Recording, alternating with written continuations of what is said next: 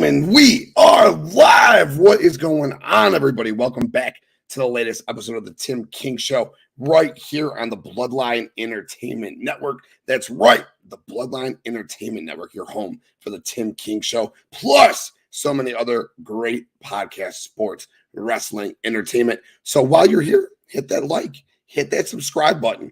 Go back to the other shows, hit that like, hit the subscribe button. Do it again, tell a friend, and do it again right here on the Bloodline Entertainment Network. Holy hell, what a WrestleMania weekend we just had from Friday through tonight. NXT is just wrapping up, but it was a crazy weekend. You can tell my voice is a little hoarse. I watched wrestling from early Friday morning, and I'm still watching wrestling live while we're doing this right now. We got NXT on. It was a crazy weekend. So many matches. So many great moments. But if you're reading the ticker down below, you can see, and like always on the Tim King Show, I'm not alone. So I want to go ahead and I want to bring in my boys from the In Time Wrestling Podcast. And I told Jeremy, he looks off. I shaved my head. Justin shaved his head. Jeremy, I don't know what's going on, bro. I'm going to shave your head. But throw your hands up. Throw your two sweets up. My boys from the In Time Wrestling Podcast hit me with a double. Boom, baby. Oh. Fellas, what is going on? How you feeling? Justin, what's up, man? Oh, man. Happy to be back. Always, you know that. Every single time. When we get to do some bangers and slappers every time, I'm always up for it, brother. Hell yeah. We saw a lot of meat getting banged and slapped this past weekend. A lot of meat getting banged and slapped. Jeremy, how you doing, my dude? I'm doing as best as I possibly can be, brother. Good to hear. And you know, like I said before the last episode, we're going to try to do Saturday nights going forward. But if we got a pay-per-view Saturday night and we do a watch along, it's hard to wait all the way till that following Saturday. And hey, we got a little airspace open on the Bloodline Entertainment Network on a Tuesday night right now. Let's hop on. Let's talk about it because fuck, I couldn't wait a whole week to talk about this. Guys, there was so much wrestling. So first and foremost, I want to go ahead and I want to thank my wife, all right, for dealing with the amount of wrestling that I know she likes wrestling, she loves wrestling, but the amount of wrestling that went on in my household this weekend was ridiculous. From the time I woke up Friday morning to, again, still right now, wrestling has been on my television screen. And ironically, she's watching Total Divas. Like, she's already watched it. I've watched it, but she's going back and rewatching it just for fun. So wrestling is literally outside on my television 24/7 this whole weekend. So it's been crazy. I want to definitely thank her, throw it up to her, give her a mad shout out for dealing with it. But Friday morning, for me, I went back and I watched the Multiverse, Impact Wrestling and New Japan Pro Wrestling. Then I went back and I watched ROH from Thursday because I wanted to make sure that I was caught up at the go home show going into Supercard of Honor. Then I watched Supercard of Honor. Then SmackDown, then the WWE Hall of Fame, then NXT Stand and Deliver, then night 1, then night 2, then the fucking WWE got sold, and then the fucking Raw after WrestleMania. Like, holy hell. Like, it was like 30 hours of wrestling consumption, and no complaining here. I mightily enjoyed it. And me and the fellas, we're going to go through and we're going to talk about our favorite matches of the weekend. We're going to talk about our favorite moments of the weekend. And then we'll just do Topic Battle Royal and just shoot shit about whatever we want to talk about until we get out of here tonight. A couple of comments before we go. Let's see what we got. Graydon, Binbuster, go check out his channel. He's always doing great stuff. Banging with the ultimate banger. That's right. Bangers and slappers, baby. Bangers and slappers, baby. Nick, the Universal Wrestling Podcast. What's good?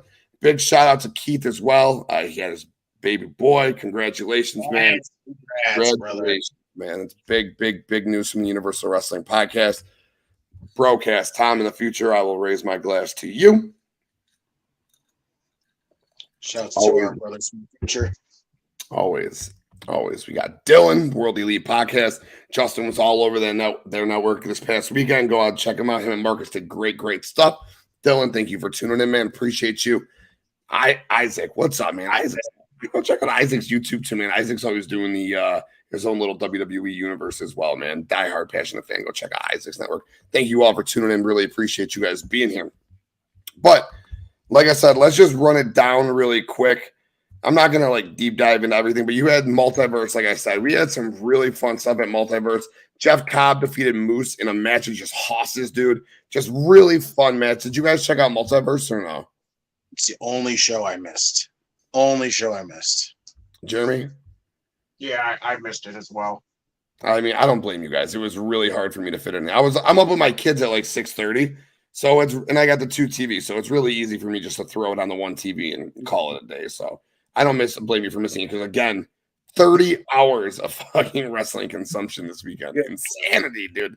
And that's without even hitting the indie stuff. Like, I wanted to hit the Josh Barnett stuff so bad, and I just didn't have time because when was the time? When was the time? But, I will go back and I will watch that stuff for sure because we love indie wrestling as well. But Jeff Cobb defeated Moose in a fun match. In number 1 contender match, Deonna Purrazzo defeated Masha Slamovich, Giselle Shaw, and Miyu Yashimita. Oh, that was a lot of fun, dude. Deonna, I think she'll be the one to go and take this belt off of Mickey. That'll be awesome. Tanahashi defeated Speedball in what would have been the match of the night if it wasn't for the Impact World Tag Team Championship, where Ace Austin, Chris Bay defeated the Motor City Machine Guns, TMDK, and my boys Aussie Open in Big Dump Truck Davis, dude. Because I got to watch Aussie Open wrestle 3 times on Friday, and it was amazing. Like I said, I had Multiverse, and then I watched the replay of ROH, which they wrestle on, and then Supercard of Honor. Oh my God, that tag team match. Oh fuck, Jesus, we'll talk about that for sure. So it was really nice watching them. And then Kushida defeated Leo Rush. Kenta defeated Minoru Suzuki, and then again, Tanahashi defeated Speedball Mike Bailey in the main event, which was a really fun match. Probably the match of the night, but we like exciting spots and whatnot. That tag team match was a lot of fun. So I'd go back and check out that card if you did have time. ROH Supercard of Honor. This was a fun card. The American fans got spoiled this weekend. If you don't see New Japan often, Hiroshi Tanahashi wrestled again on this card. He wrestled Danny Garcia. He beat him. It was a fun match. El Io del Vikingo defeated Commander. God, that was a really fun match as well. Athena defeated Yuka Sasaki. That was a fun match. Let me see. The Embassy defeated AR Fox, Blake Christian, and Metalik. So much for Brian Cage leaving. Or maybe he does. Who knows? And then the big matches. You had the Lucha Brothers defeat Aussie Open, the Kingdom, Top Flight, Roosh, and Dralistico in the Reach for the Sky Tag Team Championship match. And that ladder match, that was one of the best matches of the weekend. Top 5 match of the weekend for me. We'll talk about that in a little bit. But the moment itself with the Lucha Brothers claiming the tag team championship, the Kingdom and Matt Taven crying as they were getting into the ring, looking up. Just, I didn't realize him and Jay Briscoe were so tight. I didn't realize the Kingdom and the Briscoes had such a feud. So you had the Lucha Brothers in there who were so tight with the Briscoes. And then you had the Kingdom who were super tight with the Briscoes. And then you just had the brothers, the match full of brothers, which was super cool with Top Flight and then Roosh and Dralistico. So that just added to it as well. And obviously the Lucha Brothers, Aussie Open, and the Kingdom are like brothers as well. So that was awesome. How about Shibata going over Wheeler Yuta for the Pure Championship? Who saw that come in? I didn't. I thought Wheeler was going to pull it out somehow. I know you can't cheat with Pure rules, but I thought Wheeler was going to pull it out. And I didn't know that he was a student to Shibata. So I like how they told that story. Shibata didn't just beat him. Shibata beat that ass, dude. And Mox took Wheeler to the ring. So it's very possible that we might get a Mox Shibata match down the road. What about a Shibata Bryan match down the road? They just set that up. So I love seeing that. And then Samoa Joe. God, it was the story of the weekend. 3 matches booked the same way, kind of, sort of. Samoa Joe went over MarkBriscoe for the ROH Television Championship, and it was like, oh, damn. Kind of, it was the first of 3 deflating moments of the weekend, and that was one of them.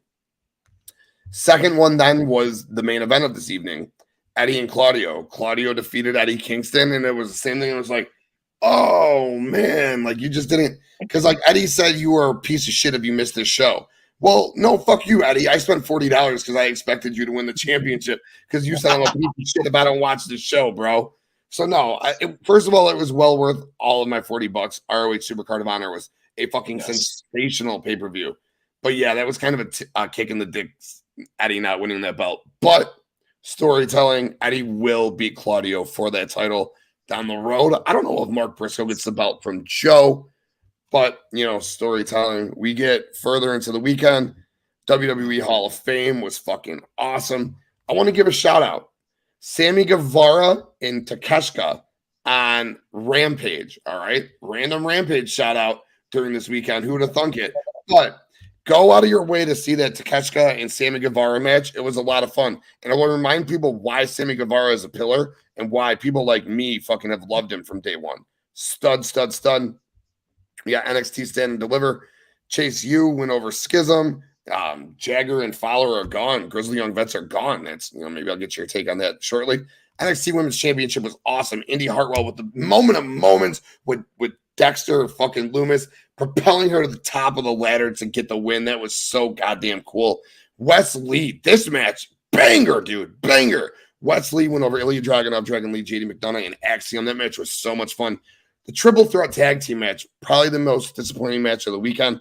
Thought the Creed brothers were going to win, and not only did the Creed brothers not win it, but they botched a horrible, horrible spot. Yeah. I wouldn't even say go back and watch it because I'm a Creed brother mark, and I don't want that. I don't want that juju around them. So just hope that gets deleted. Unsanctioned match. Your boy Grayson Waller and Johnny Gargano tore the fucking house down. Tore it down. I'm sure we'll talk about that match. Great match. The NXT Women's Tag Team Championship, Isla Dawn and Alba Fire went over Canada James and Fallon Henley. Good win. I like how they came together. They look really good together as well. Hopefully they can do something in that tag division. And in the main event, Mello Don't Miss went over Braun Breaker. And for me, I got screwed. I'll talk about that when I'm sure we talk about that in a little bit. I didn't get to watch it live. My TV froze. I went back to watch it. Didn't get to watch it. Saw the Mello won. Didn't get a replay on the cock for hours. So by that time, I didn't even care anymore. That was so disappointing. So I didn't even get to see this huge match I've been waiting for. I digress, dude. Glad that Mello won. Definitely deserved. WrestleMania, I'll spit it quick. Theory over Cena for the U.S. title. That men's showcase tag match was a banger, dude. Banger. That match was so much fun. Street Profits went over Alpha Academy, Braun Strowman, and Ricochet and the Viking Raiders. Seth Rollins and Logan Paul had to one-up that last match, and they did. It was awesome. Probably the weakest match of the night. Becky, Lita, and Trish went over Damage Control. Don't get it at all. And hey, Bailey's tweet. Maybe we'll talk about that. Ray and Dom. God, top 5 story of the weekend. Probably top 5 match of the weekend. Ray and Dom was great. SmackDown Women's Championship. Rhea Ripley finally gets her due over Charlotte Flair.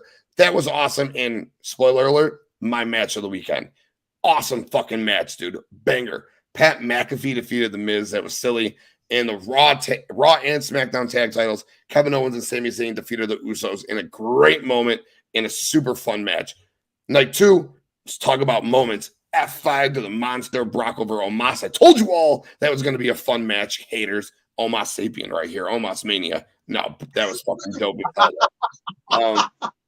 That women's showcase, Ronda and Shayna went over Raquel and Liv, Chelsea and Sonya, Natalya and Shotzi. Looks like Ronda's still hurt, though, because Ronda had no involvement in that match. So we'll see what's going on there. Liv and Raquel did win a women's number 1 contender match over Damage Control for those tag belts. They get a shot next week at Becky and Lita. So that's a very interesting match. Let's see what else we got. Oh, my God. You want to talk about bangers and slappers and bangers and slappers. Gunther went over Sheamus and Drew McIntyre for the Intercontinental title. And as badly as I wanted Sheamus to win that belt and get his Grand Slam championship, I get Gunther going over. Haven't beat Honky Talk Man's record. Keep solidifying that run, especially if Roman's going to be world champion and Cody's not going to win it. Let Gunther continue this dominant reign. I understand it. I get it. Great fucking match. So all 3 of those guys are so fucking phenomenal. Superstars in every aspect of the word. Raw Women's Championship. Bianca coming out and dancing with those kids was such a fucking awesome moment. That's what we talk about. WrestleMania is about moments. That was a moment right there, especially when you found out that little girl's mom passed away that morning. That's crazy. Such big ups to her to just be able to have that poise and go out there and do that. And Bianca, God, role model, top 5 women of all time, 3 WrestleMania wins. Bianca Belair is it, ladies and gentlemen. Yes, I was disappointed Asuka lost, but after Bianca came out with just dancing with those kids, I was like, I don't even care if she beats Asuka, and had a feeling she would, and she did. Snoop Dogg defeated The Miz because Shane McMahon came out and tore a quad. That was awkward as fuck. Awkward as fuck. But Snoop Dogg, you want to talk about improvisation? My God, that guy acted like he was a 20-year pro, dude. 2 rights, people's elbow for the 1-2-3 over The Miz. Great improv by both Snoop and The Miz, and the ref giving them the signal, I'm sure. Hell in a Cell, Edge and Finn Balor. Oh my God. This match was fucking incredible. The concerto shot to end it was absolutely awesome. And how about Finn's head just split down the middle of that gash? And how about the WWE doctors just fucking stitch his head right back up right there on the spot? And never him to take that concerto not long after it. Big ups to Edge and Finn. Great match. And big ups to the doctors and the main event. And I'm not going to dog this main event. You know why? Because I forgot. I'm so sorry. I said Rhea and Charlotte was the match of the weekend. No. Roman and Cody was the match of the weekend. By far and away, the best match of the weekend. In-ring, storytelling, start to finish. Roman and Cody was the match of the weekend. The Tribal Chief, 940-plus days, continues his title reign, goes over CodyRhodes in front of 81,000 people. Cody comes out. He gives his belt to Brody Jr. Brandy's there. He holds Liberty up. I'm crying. I swear to God, I'm crying. And again, if you know me, I wasn't a Cody guy in AEW, so it's not like I'm crying because I love this guy. It's just everything he's done, the transition, the story. I'm so bought in. Giving the belt to Brody. Brody being acknowledged on commentary. I'm crying, dude. And I'm like, let's go, dude. This is our anniversary. My wife, we already got the champagne popping. It's Cody Mania. We're ready to go. And Tribal Chief does what he does. And he fucking piles up another body. And he gets the W. So that's the breakdown of the weekend. And we're here already. We're already here. And I see your faces. So we're going to just talk about it. Because we're here. We're on this match. We're talking about the undisputed WWE World Universal Championship. We're talking about RomanReigns and CodyRhodes. And Justin, I want your thoughts on this match. Dude, here's my thing. Justin, the match my bad, bro. I'm like, I just saw a couple comments. Devin, yes, our Tribal Chief, happy Tribal Chief Day. I know he is so happy. He has been shouting this from the rooftops. We're going Team 1000 days. Now he's saying it's Team WrestleMania 40, not even Team 1000 days no more. All the way Team WrestleMania 40. But what's up, our Tribal Chief, Devin? Go check out Clark Street Wrestling. Obviously, we're here at Bloodline Entertainment Network, Clark Street Wrestling doing their thing. Thank you for tuning in, our Tribal Chief. As I said, I seen where Dante Martin, his ankle was brutal, dude. That was nasty. Nasty. But that's the risk you take, sadly, man. Streets! What's up, my dude? Appreciate you tuning in. Go check out the website, bloodlinenetwork.com. Streets put out his top 300 fantasy baseball rankings today. Just killing it. And go check out his episode of Roto Slappers last night with Blake. Big Texas Ranger, dude. Great stuff. Right here on the Bloodline Entertainment Network. Justin, talk to me about CodyRhodes, RomanReigns. Dude, the match was fucking spectacular. But that ending sucked the life out of everything. And it still fucks with me right now. Like, it's still got me so much because there's just been so much back and forth all over social media. And my whole thing just has stayed the same. Like, so I haven't said anything about the whole thing. It's just like, now I get the chance to vent it here. And it's just like, it just messes with me so much because we were right there. And you just couldn't help but freaking keep it going. Like, Roman's not going to be here every freaking time. He's going to be out for months and then show up at a fucking random. Like, he's literally going to get to 1,000 without even being here. It's ridiculous. Like, if Roman wants to be Brock Lesnar, let him be Brock Lesnar. But get these fucking titles back on television, for God's sake. Like, that ending killed me watching that. We were this close. And everybody, all I kept seeing was it was the right decision to have Roman retain because there was no adversity for Cody. And I'm just like, I fucking stand, okay? But literally, Cody had everybody invested. The story was there and everything. Like I said, the only issue I seen with this entire build to WrestleMania was the Royal Rumble. There was no reason why he should have won at 30. He should have won at like 1 or 2, and that would have been about it. Other than that, everything else that was the build up to this freaking match at WrestleMania was fantastic. Yes, there was one little messed up, like bad segment with Paul Heyman, but other than that, the rest of the entire build, you were so invested to watch Cody do this. And the thing was, everyone talked about no adversity for Cody going into this. Well, this is the thing here. You have Cody, like, if he doesn't have any adversity, okay, I understand. But think about it. If you put him, Roman's on this godlike level right here. That's what everyone always talks about. Roman's on a godlike level. You have to have somebody come close to being that way. And it's like, Cody was at that level pretty much. He was getting there just by winning constantly. He was there. He was getting closer to that level and closer to that level. And Roman is just sitting there like, that's the thing. Roman's at the point where it's like somebody has to be right there with him. Somebody has to be like creeping up on that level or like right on that level with him. Like when we see him face like Matt Riddle, it's a throwaway. It's obvious he's going to win. You see him face people like Claudio when he was still here. He's going to win. But it's like you get Drew. Drew gets booked right there to stick with Roman the entire time, and they don't pull the trigger. And nobody fucking complained that there was no adversity for fucking Drew McIntyre. But then they freaking do it for Cody. It doesn't make freaking sense. The reign is run its course. I'm sorry. I'm going to say it here. It's right here, and I'm going to say it. The reign's run its course. If Roman's going to be off TV to be Brock Lesnar, those titles should be on somebody else and on TV.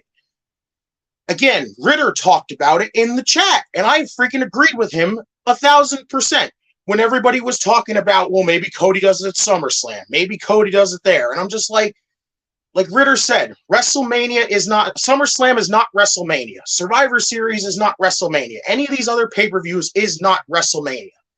That is the biggest moment right there that you had sitting right there. All you had to do was flip the switch and go with it. And you absolutely just said, nope, sorry, we just got to keep this reign going. And it bugs the shit out of me. It bugged the shit out of me.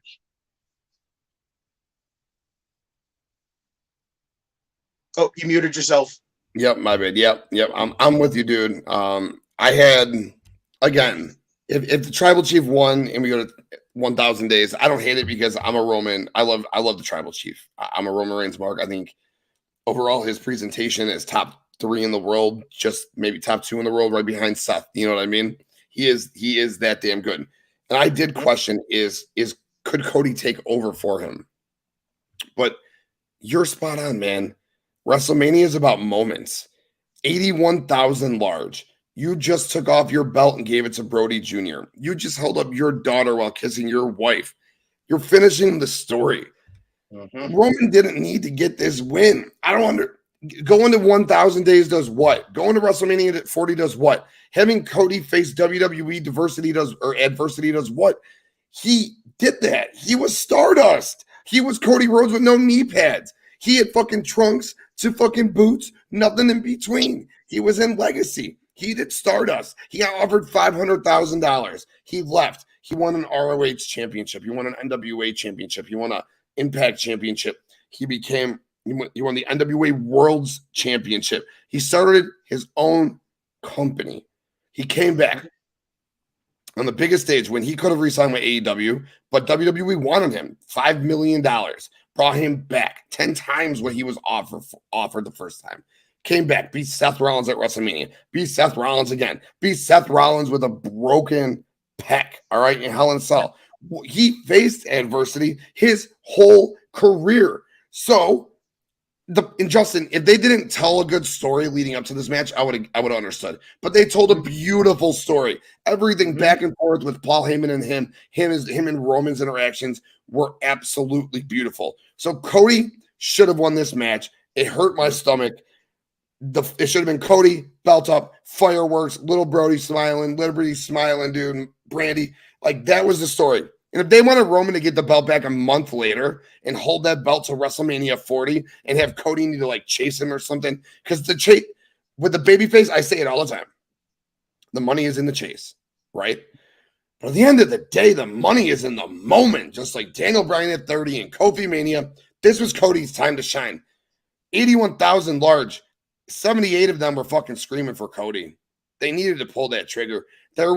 You could have him go out and do what he's going to do with Brock, and you could build him to Wrestle. You could build him to SummerSlam or build him to 40. But you got Seth Rollins lingering on that playing field right now, and Seth's going to be more over than Cody when it's all said and done in 3 months, 6 months, 12 months, or hell, he's already more over than Cody. So, like, how do you then justify putting Cody over without splitting the belts? I digress. I'm gonna let Jeremy talk. I want to hit the comments really quick, dude. Isaac says, they should have made it for the WWE title. He could have kept the Universal title, still hit 1,000 days. He's a huge Roman mark, but the interferences matches are annoying. I get it. He's kind of got to win to keep telling that story. Devin says, if Cody would have won, the fans would have been tired of him after 3 months. I do agree with that, yes. But then you could have turned him heel, let Seth go at him, but I digress. That's another conversation. But I agree. Devin says, if Cody would have won, the fans would have been tired of him in 3 months. Roman is on dynasty mode. The story was never about Cody. It's about the tribal chief. Forever champ. So maybe Cody we're pushing past. We're pushing close to 3 years, and people are getting tired of it. That's the thing. It's just like you're just chugging along on fumes here, and it's really it's really kind of bad to just have it that way. And again, with Roman being part-time now, it doesn't make it any better. Like I said, if Roman wants to be Brock, let him be Brock, but get those titles back on television, for God's sake. Yeah, no, I got you. Street says they did a fantastic job from his debut to Mania as a cause. I was like, Stardust was a mid-card loser. Wow. Stardust is a mid-card loser when he left. Then this happened, and they had me ready to get a neck tattoo. Yeah. Streets is a Roman guy. Streets is a Roman guy, and Streets, I'm fairly certain, wanted Roman to win that match, though. But yeah, they did a good job of telling that story. Let's see. Brian, what's up? Brian Cook, thank you so much for tuning in, brother. He says, WWE had the ultimate chance to pull the trigger and give fans the climax the Bloodline saga needed, a.k.a. the Sting versus Hogan at Starrcade 97. They didn't do it, and WrestleMania ended up a waste. All right. Let's see. Devin says, Cody will be fine. You guys sound like Bianca when she lost SummerSlam 26 seconds. Just relax. Yo, I do think that Cody will be fine. I just think the story was there in front of 81,000 large. But I do see your point that the story could have been, or obviously was, about Roman Reigns, because clearly it was about him holding those belts up for a third straight year. Or he says, not correction, not you people, you, Justin. That's fair. We gotta still see what Jeremy's got to say, because I've been babbling like crazy. We're hitting the chat. Chat's popping. I appreciate you guys popping in the chat. Cody is still over as fuck. I'm not sure why they wrote him off last night. I don't think they wrote him off last night. He'll be back by May. But is Brock and Cody the plan at Backlash because Roman isn't going to be there? Yes, I believe that is going to be the case. Mario Lopez, thank you so much for tuning in, brother. Really appreciate it. They are milking it for Roman Reigns to hit that belt for 1,000 days. I agree, which is cool. I get it. I know, 1,000 days is a huge, huge, huge feat. I love the tribal chief. And someone, I believe it was Bakley, he said, what if they're just doing it for Cody to have to go through Brock, and then Roman hits 1,000 days, and then Cody then looks like an ultimate superhero when he beats Roman at SummerSlam. But I don't know. What if Cody's not the guy? Seth guy. I've been screaming about Seth getting a belt for years. I'm not even feeling that whole situation. Like, that's just so unnecessary. Like, we get it. Brock can't challenge for the titles, and Cody can, and Brock's pissed off because he can't challenge. But it's like, I don't want to see Cody and Brock. I don't want to freaking... Like I said, Cody is freaking, like, starting to, like, be like, right here. And now we're just like, oh, hey, you want to just have him fight Brock for a little bit? Because Now we could give the adversity that everybody fucking begged and pleaded for. Like, I don't give a shit. Yeah, Isaac makes a good point. They're comparing it to the Cena story, right? Where Brock came out the Raw after Mania, beat Cena down after Cena lost to The Rock. They told that whole story where Cena went the full year, came back, and then won the championship. Maybe they're going to try to do that with Cody for sure. Devin says, let's be real. Part-time Tribal Chief shows up more than Brock. Oh, yeah, than part-time Brock. Yes, absolutely. And I'm down for Cowboy Brock and Cody. Not even Cowboy Brock. Badass motherfucking Brock and Cody. But we'll talk about that in a little bit. Jeremy, I want your thoughts on this match right here. Roman and Cody, give it to us. Well, I'm just gonna say I'm not gonna go into as big as a rant as my brother did, because I feel basically the same as you two. I'm in the boat that the moment was there. There was no reason not to pull the trigger, and they just didn't. The number 1,000 was. I know what you're. Yo, I don't mean to cut you off, but we're getting a live Braun Breaker heel turn on NXT, live on the Tim King show, talking wrestling. Because like we said earlier, WrestleMania weekend is not over yet. We got the return of Noam Dar. We got the return of Cora Jade. We got an NXT Women's title defense. And now we got a heel turn from Braun Breaker on Carmelo Hayes and Trick. Good shit, Braun. That's awesome, because now feed into that crowd. Feed off of that crowd. Feed off of that. Absolutely. Let's go. Jeremy again. Sorry, my dude. I just couldn't I'm looking at this like, shit. I see Justin like, shit. But the number 1,000 was just way too much it was way too intriguing for WWE not to pull the trigger on Cody. It was too intriguing. They saw all the interest. They're like, oh, we're gonna get all this hype around Roman Reigns hitting 1,000 days. He's the first person in fucking quadruple digit title reign since fucking Hogan or some shit. And it's just like, I didn't want to see this big, huge pop in circumstance for Roman Reigns hitting 1,000 days, because I knew eventually Roman's reign was going to get stale.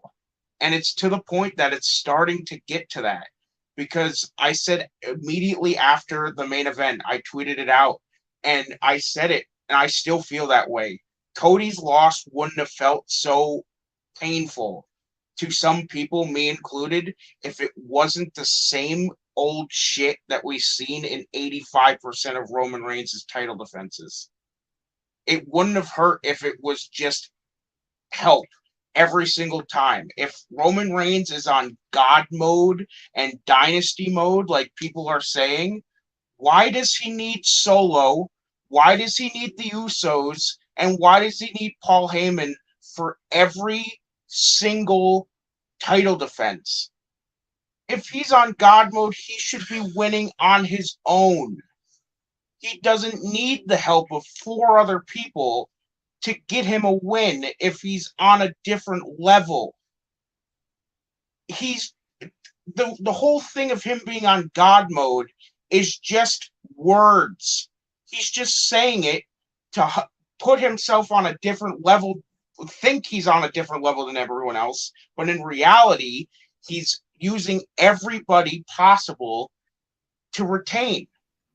Because if he doesn't, he knows that there's more of a chance of him losing than anything.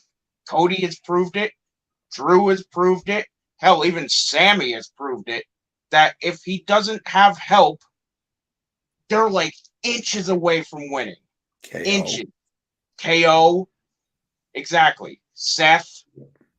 Yeah. If he doesn't have help to win, they are inches away from winning. And it's just gotten tiresome to see every single match of Roman Reigns have Roman Reigns win because of Solo, Jay, Jimmy, all 3, Paul Heyman, all 4 of them. Like it's just gotten to the point where I'm like, can we just get something else? All right, so fuck it. So when is something else and who is something else? When does it happen? Who beats Roman and when? I feel like this whole thing, like Isaac said in the chat earlier, I think this is a John Cena after he lost to The Rock moment. They're going to throw everything in Cody's face. They're going to give people the adversity that they wanted to see from Cody in the first place. And he's going to get to the point where probably at SummerSlam, they take it off him. But like you guys said, SummerSlam is not WrestleMania. That moment is not there anymore. Everyone's hype is dwindling on Cody because they saw what happened at WrestleMania. He lost. They saw what happened on Raw, which when you're in a match against Brock Lesnar, presumably you can never guarantee a win against Brock Lesnar. So it's like if Cody loses to Brock Lesnar, what happens?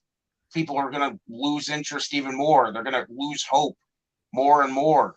And those woes during his entrance are going to start shrinking and getting quieter and quieter and quieter. And it's going to get to the point where people backstage are going to go, well, people are losing interest. Well, I wonder why people are losing interest.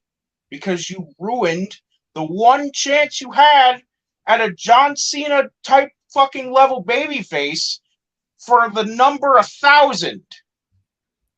Yo, and this is what I was thinking too when I was watching the show. I was like, Dusty lost the Flair so many times with 4 Horsemen and J.J. Dillon's interference. But dude, I didn't feel like it was like not just Cody, because Cody's just getting started. And maybe that's again the story that they want to tell is the Dusty Flair story, right? Dusty had to chase and chase and chase before he finally got his big win at Starrcade. Shit, Brian could fill me, but I think it was Starrcade 85, I want to say, where he finally got his big win. I think Dusty got the big win at 85. So he had to chase for a little bit before he did it and actually chase. So like, what if Roman does hold this till 40? But Cody cannot lose to Brock, Justin. Cody cannot lose to Brock. I'm with you there. There's no Cody loses to Brock. You might as well fucking say screw it at this point. But then again, that's the fucking problem here. If Cody isn't the one, who is the one? That is the problem here. Nobody is set up to face Roman, and nobody is set up to beat Roman. And that's the problem here. So who now is we're it? just recycling people to get Roman's fucking stats enhanced. And that's all it is at this point. And that's the fucking thing that throws me off here. Like, So I'm not trying to rant about the whole thing, but it bugs the shit out of me. Rant away. Here's your mic. Spit, bro. Like I said, when you have a moment like that, and you just realize, hey, what's next for Roman? Instead of recycling the same shit over and over again for another whole year, like, wouldn't you rather something different at this point? Like, it's gonna get tired. It's literally getting tiresome. What is going? Like, what are we doing here? Like, Roman's now fucking lowered his schedule to be part-time. It makes it worse. It just makes it worse the entire time. Yeah, I get it. And let's see what Nick says. It's not about Cody or Roman. It's about the story. Roman going over made the most sense. Did he agree with it? No, but that's his opinion. Devin says NXT after Mania, definitely better than Raw after Mania. It's decided. Yes. Big time facts. Isaac could call Hayes getting over as a face. Yeah, crowd already turned on Braun, or they planted people to turn on Braun. Either way, it's a good call going that way. Streets is a sucker for pomp and circumstance. Yeah, man, give Cody that belt with fireworks, dude. Yeah, Graydon, does Cody win it at Starrcade? I don't think so. Mario says he loves RomanReigns. However, what was the point of Cody winning the Rumble if he was only going to lose? Yeah, man, as we've been saying, JD in the house, Wrestle Bread every Thursday night, right here on the Bloodline Entertainment Network, 8 p.m. Central Standard Time. Go check out JD. 3 killer shows last week. Her show, episode 180. WrestleMania Night 1, WrestleMania Night 2. Watch along. JD absolutely killed it this weekend. Go check her and Wrestle Bread out for sure. Thank you for tuning in. Grading Gunther is the man. Imperium versus Bloodline. I don't know if they go that heel route. I don't think so. JD says the Bloodline story is a moneymaker. WWE's not ready to let it go. I feel that. You got merch sales with all the fucking Bloodline shirts. You still got the Roman and Uso stories. You still got some unfinished beef with Solo and Roman that could go down. I get it. Trust me. I get it. I get the financial side of it. Like Street said, I'm also a sucker for pomp and circumstance, and I'm a sucker for moments. And that would have been the biggest moment of the weekend. It could have been MarkBriscoe holding up the TV championship. It could have been EddieKingston holding up the ROH World Championship. Or it could have been should have been Cody holding up these championships. None of it happened. So like the biggest quote unquote moments didn't happen. But before we get into the matches of the weekend, before we get into Topic Battle Royal, I just want to talk about the moments of the weekend for you guys. And I'll go myself really quick. I'll just run it down. It's not like in any specific order, and it's going to be like all over the place. So you guys will be like, what the fuck? But here are my moments of the weekend, okay? Ray's Hall of Fame speech. Conan's Hall of Fame for introduction. What's the word? I forget the word I'm looking for. But Conan introducing Ray out there, he did a million times better job than Ric Flair did introducing Muda, okay? But Conan putting Ray in the Hall of Fame, oh my God. Conan's speech about Ray, his induction speech was amazing. And then Ray's speech, and I didn't know like how young he was when he started. I didn't know his wife was there since day one, just backing him up. I didn't know that in the Mysterio household that they looked at God first and then Conan. I didn't know that Conan wanted to be adopted by Ray. Like, I just didn't know, like, again, like, I saw the whole Lucha Libre thing come into effect. Like, I watched it, I witnessed it, but I didn't truly understand and witness how much influence Rey Mysterio had on that scene. And I didn't realize that his first real match was him coming in and winning the Cruiserweight Championship from Dean Malenko. How cool. So that in itself was amazing to me, as well as him beating Dom. Like, you get in the Hall of Fame, then you beat your son at WrestleMania. Now, that will be a one-year story where he will lose his mask. Guarantee it. We'll talk about that at a much later date for sure. KO and Sammy. We talked about this moment forever. What a great, great moment. And then winning the tag belts, hugging it out, celebrating in the ring. Rhea Ripley beating Charlotte in a top 3 match of the weekend. The Lucha Bros winning the tag team championships, celebrating with MarkBriscoe and celebrating with FTR and celebrating with the Kingdom. Like, the whole ROH celebration around the tag belts and Jay Briscoe, super fucking dope to me. And I had Indy Hartwell's moment, her getting the crowning moment, the Zack Ryder-esque moment, Indy wrestling with Dexter Lumis just showing up, putting his head between her legs and propelling her to victory. How cool is that? But even cooler was Johnny Gargano getting his shine in NXT, getting his win over Grayson Waller, and getting the ending, getting his wife involved in the match with baby wrestling sitting right there. And the end with Indy and her belt and Dexter. Oh, what a fucking moment with the wave. What a great, great, great moment that was. Brock F5ing Omos. My God, was that a moment? All right, I wanted it. I got it. Bianca dancing with those kids. That was absolutely beautiful. You talk about moments. Those kids will never forget that in the rest of their lives, dude. Love what Bianca's doing. I just concerto to Finn Balor to end that feud for fucking a year-long feud. Finalize that bitch. Loved it. And we should have had Cody. We should have had MarkBriscoe. And we should have had EddieKingston. Or should have had one of them. We got none of them. Carmella winning was cool too. But those were my big moments of the weekend. Justin, what did you have, man? Like, moments, I think you just basically covered like all of them that I had right there. Like the ladder match and just how special it was at Supercard of Honor. Like, yeah, I still am having PTSD about Dante's fucking injury the entire time.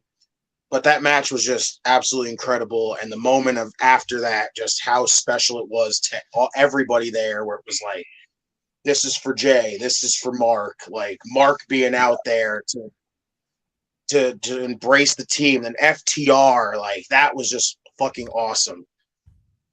I'm even going to go there and I'm going to say it. Like, I enjoyed the shit out of Omos and Brock. And that's coming from me, the guy who had no fucking interest into it. But I enjoyed the moments of watching Omos get thrown around and then taking that F5 like a fucking champ, because he actually took it fucking well. Yes, Charlotte, yes, we did. Charlotte actually not fucking trying to just smother her opponent was the one thing for me. Like, I actually felt happy to give Charlotte some praise because it's been so fucking long and for like forever since I've got to give her any kind of praise. Because she's always, every time we see her against an opponent, it's, I don't give myself up to my opponent or anything like that. And I just make my opponents look like shit. But this one, it's like her and Rhea just melded together. They put on a fucking incredible match.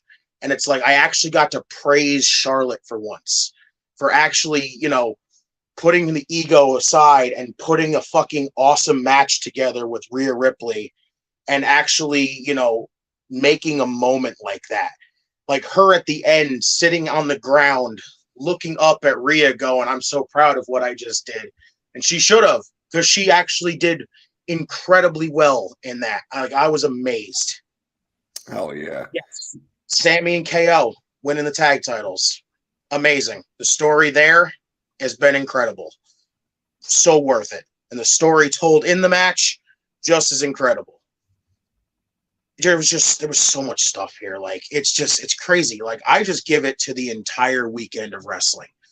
The entire weekend of wrestling is just the moment for me. Like, it's just wrestling fans just get to rejoice in just getting surrounded in wrestling. And that was the best part, really. 30 hours of consumption, like I said. And this man, we got a very, very, very special guest. I know. I didn't know it was coming, but we got a very, very, very special guest. And I think we all know what his moment of the weekend was. But we're going to bring him on in. He did live watch along for WrestleMania Night Long, live watch along WrestleMania Night 2. Throw your motherfucking ones up. Clark Street Wrestling, our tribal chief, our man Devin. What's good, baby? Welcome to the Tim King Show, brother. What's going on, brothers? What is going on? I had to come on real quick when I heard some of the tribal chief slander. I was like, oh, we're gonna talk about that. Okay. I understand. A little heightened, a little emotional after the dramatic scene of the tribal chief standing tall.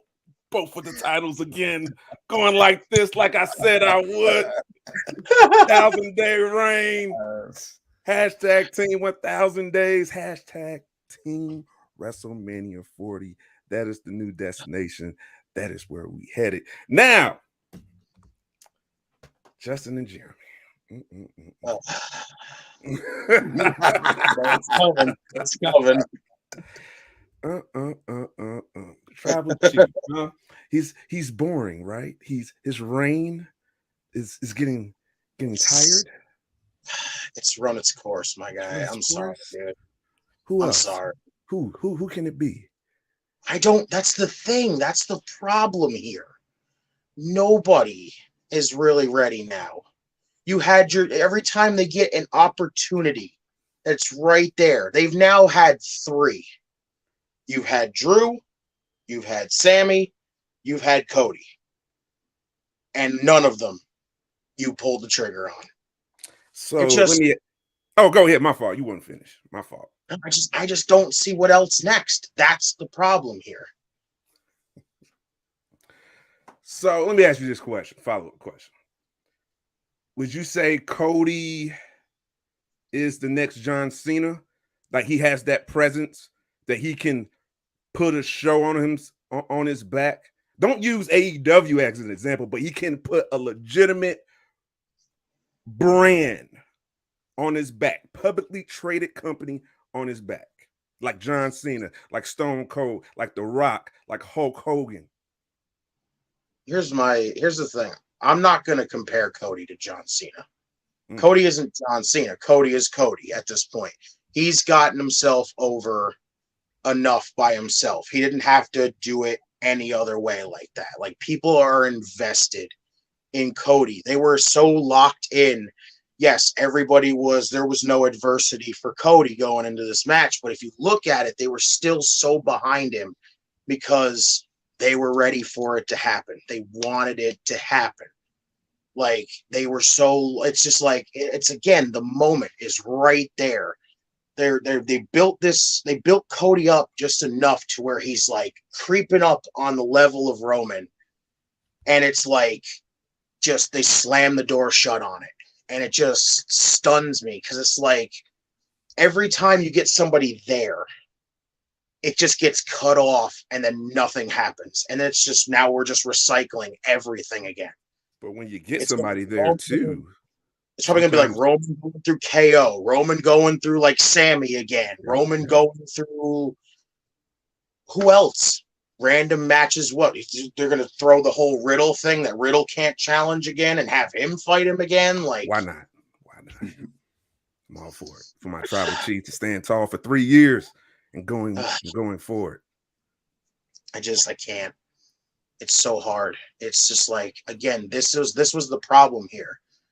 I get so because we have a moment, that means Cody should be ready then because of a moment. See, it's again that whole everybody invested in him. They were so locked in on Cody that it was just like it's just that whole missed. I feel like it was a missed opportunity on it. I really do. Devin, I think it was just a moment. Question? Oh, go ahead, bro. No, I was gonna say, can I flip it around to you before you ask Jeremy? Because I kind of want your opinion on it. Do you think Cody Rhodes could be the next John Cena?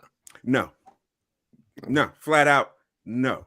And the reason why is he hasn't showed that he can carry a company, that he has that crossover appeal. Sure, we'll have him on a show, talk show here and there, Rich Eisen report, something like that. But, can I see him in big time commercials or having co-starring roles in a movie or something like that, like the tribal chief, No, I can't say that. Sure, they did their thing. Sure, he had his thing in AEW. He was the VP doing that, but WWE is a whole different ball game too, and plus it's filled with fickle ass fans too. Because if Cody would have won off a fucking moment, not earned work, not because you feel deserve it, he's entitled. Fuck that. Put in the work like Bianca did. She lost the title. People bitch. She got it back at WrestleMania because she put in the work. Now she's carrying the women's division on her fucking back. All right. Now she's got that crossover appeal. Now she is the female version of John Cena because they put in the time, they put in the prep work, they put in the time. They gave us a moment last year for Cody, had a big debut. Cool. You had 3 matches with Seth. Cool. All right. And unfortunate, your body broke down. You was out. We filled in with Sammy. That took off. That took over. But still, because of Sammy of a moment, that doesn't mean he was ready to take over. Even he said it too. Even he said out his mouth. Like, bro, I can hold a title, but to carry a brand, that's a whole fucking different ball game. It's levels to this.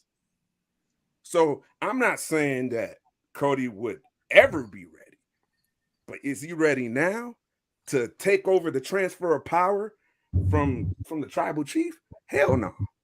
Hell no. Devin, can I ask you one more question, if you don't mind? Yeah, so with this, first of all, that was great. I agree with pretty much everything you said, to be honest with you. So you only have one set of belts right now, right? And that's going to be on Roman for the foreseeable future, probably till WrestleMania 40. Yeah. So I know how you feel. We're our shield marks around here. I feel very much the same way. And I said it earlier. I think you were listening. I said you have SethRollins on this playing field as well. So it's going to be very tough now to transition anywhere from this point to get Cody to these belts. You said earlier Cody would have been stale after 3 months. Maybe that would have been fine, and that could have been Seth's transition. But now Do you think Cody should never hold a belt? Do you think the belts need to be split for Cody to get the belts? Seth's got to be next in line, right? Like, who do you think is? I know I just threw like 4 questions at you, but basically speaking, all right, Roman's got these belts, okay? Seth's got to be next in line. Cody's right around the corner as well. Do they need to split these belts? How would you go about this if you ever take the belts off your tribal chief? How would you move it to Seth or move it to Cody? First of all, I wouldn't even split the belts. I would, this is my fantasy booking. This is me being greedy. This is about me right now. I want the tribal chief to come out and put the 2 belts together and come out with a new fucking belt. And then he can carry that title from whatever he introduced that new title until WrestleMania 40. That way he gives it prestige off that new title, build it up. And then whoever can take it from that, from if it's, fantasy, I want Seth. That's what I want. I think he is. You always said to pay attention to what Seth says. You always said, I am the rightful heir. I'm the next one. He always said that. So pay attention. Read between the lines. But yeah, what was your next question after that? You gave me a loaded one. Yeah. No, I just gave you a loaded question. So would you split the belts? No. Who should be next? Seth. So when does Cody get a belt? WrestleMania 41, 42, somewhere like a SummerSlam? Does he not get a belt? Why does it have to be the WWE Universal or Undisputed Universal Heavyweight? How come it can't be the IC? How come he can't get it off Gunther? Wouldn't that be a fucking crazy move? We could have done that already. Okay, but what off the? So it doesn't mean nothing getting taken off of Gunther though. At putting his like it's just a big step backwards. Like big. How is it a big step backwards? How is because he already done the Intercontinental Champion thing. He made his own Intercontinental Champion. White strap CodyRhodes like a top 14 Intercontinental Champion of all time. So like he already did that. So I feel like that would be a regression. But I do understand you can't split the belts unless you do an actual brand split. I think the best way, the only way, no, and they're never going to do an actual brand split. Well, who knows with the sale? But it's so tough to say. Seth is, you're right. Seth, you want to talk about deserved, earned. The crowd, he went out in 80,000, sang his song. He put on a banger with the celebrity, came out the next night where 40,000 sang his song, just walked out of the ring 6 minutes later while 40,000 were still singing his song. Didn't have to say a word. Bangers in the ring. He's great character, face or heel. How do you take it away from him? Jeremy, is Cody the next John Cena? Could he be the next John Cena? No. in its current position, no. That's coming from someone that when John Cena was in his heyday, I hated John Cena. And right now I'm realizing the value that John Cena has. And if Cody is not in that echelon right now. Can he? Maybe. But it's going to be a lot of work to get, like Cody, he was already, during this entire weekend, he was already doing all the press and all the interviews and all the podcasts and everything else you could possibly do. But that's only like 3% of what you need to do to be on top of WWE. And as much as I would have loved for Cody to win, it's just I do have to agree that Cody is just not. He's like in the bot, like right underneath where he needs to be. It's just that little bit of work he needs to do to get into that upper echelon. So let me ask you guys one more question. And I think I already know Devin's answer. So I'll start with you, Jeremy, and I'll swing it. SummerSlam, who would you prefer Roman to face? Randy Orton in this banger of a return match with Randy Orton, or CodyRhodes where Cody wins the belt? To be honest, I would rather it be Cody. I would rather it be Cody and get him the win. Because, like I said earlier, for me personally, it's just, well, it really depends on what happens between now and SummerSlam. If they have Roman have title matches where it's the same old things and he wins with constant interference, it's going to get to the point where I'm like begging for someone to get the titles off of it. But if he starts winning in like more dominant fashions, where it's like, I don't need anyone, and he starts showing people that he's actually on a different level, then I'll go with Randy Orton and have him go even farther past that. Probably beat Orton, go to 40, where he most likely loses there. But if it's between now and SummerSlam, and then he fights like, I don't know, like Lashley and Kevin Owens again, and Riddle again, and so on and so forth, and he needs Solo and the Usos help with every single match, then once SummerSlam rolls around, it needs to be Cody to take that title off of him. I would never put Randy Orton in that conversation right now. Randy's not here right now. Well, I'm not. Well, first and foremost, I'm not putting Randy Orton in the conversation to take the belt off of Roman. I'm just trying to subjectively think or objectively think in the whole company who Roman could possibly have a match that's worthy of a SummerSlam match. He has squashed every single person on that roster. Who? Conor McGregor. No. But okay. No. Are you serious? Oh, I thought you were just. I'm dead ass. For SummerSlam? Yeah. Unless he's been training we don't know about, because all of a sudden him and Paul Heyman having back and forth tweets. Remember, that's how it kicked off between him and Logan Paul. All right. With social media confrontation. It's the same thing, man. I forgot about the Logan match with Roman, but that was Saudi. But would you do that in Detroit? See, I just said Randy because Randy and Roman's got, like, that was that one match that we were waiting for, or at least I was waiting for. I thought, because Randy was killer before he went away, before that injury. Like, he looked so good. So I thought that was the one match. But fuck it, Devin. Not Randy Orton. Not CodyRhodes. SummerSlam. Who do you want your tribal chief to fight? And we'll go up to Justin. Yeah, Conor McGregor? And I say, why the hell not, man? That's a fucking draw. That's a big money fight. They got this new deal with Endeavor, so it makes sense now if they wanted to. And now they've been teasing Conor McGregor, Paul Heyman going back and forth on Twitter. And Paul Heyman even, I think he had like a clip floating around on social media talking about Conor McGregor as well in an interview. So I wouldn't mind it. Seeing the promos between Conor McGregor and a tribal chief. You wouldn't tell me that wouldn't be money? That's not going to get the clicks. Not going to get the views. It's not going to get people talking about it. Big time. Look at Bigley. Who the fuck is that guy? Streets. Oh, Conor was destined for WWE at some point. Yeah. Oh, he's swaggy for sure. Yeah, I get it. I get it. Hey, real quick, Jeremy. So this is why I'm confused. You and Justin, you talk about the tribal chief. He's like, he always needs help. Like, if he was a badass, but isn't that the job of a heel? To get you to feel like that, to get you to feel like he doesn't. I want somebody to take that title off. Isn't that the purpose of a bad guy? Like, I'm gonna win by any means necessary. Isn't that what MJF does? Isn't that what Carmelo did at Stand and Deliver? He has trick every time, but no one bitches about that. But they got to bitch about my tribal chief though. They don't want to keep that same energy. Every single match.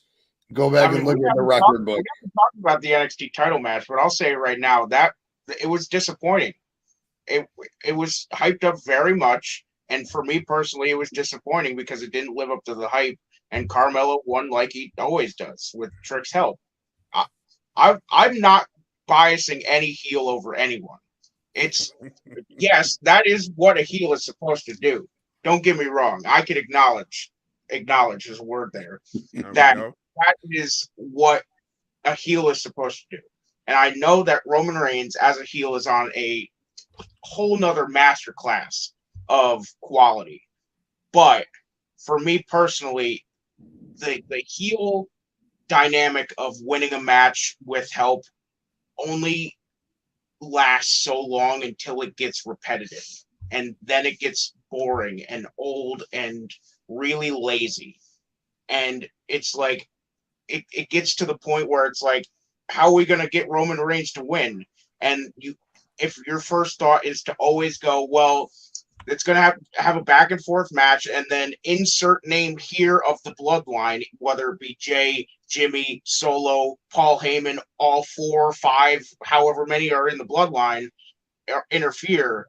I just feel like that's played out to the point. Like, why can't we just have a match of Roman Reigns where it's back and forth, competitive, and then he gets the upper hand and uses his dominance and shows that he's really on God mode, instead of going, oh, well, I'm on the ropes, bring in Solo, or bring in Jey Uso, bring in Jimmy Uso.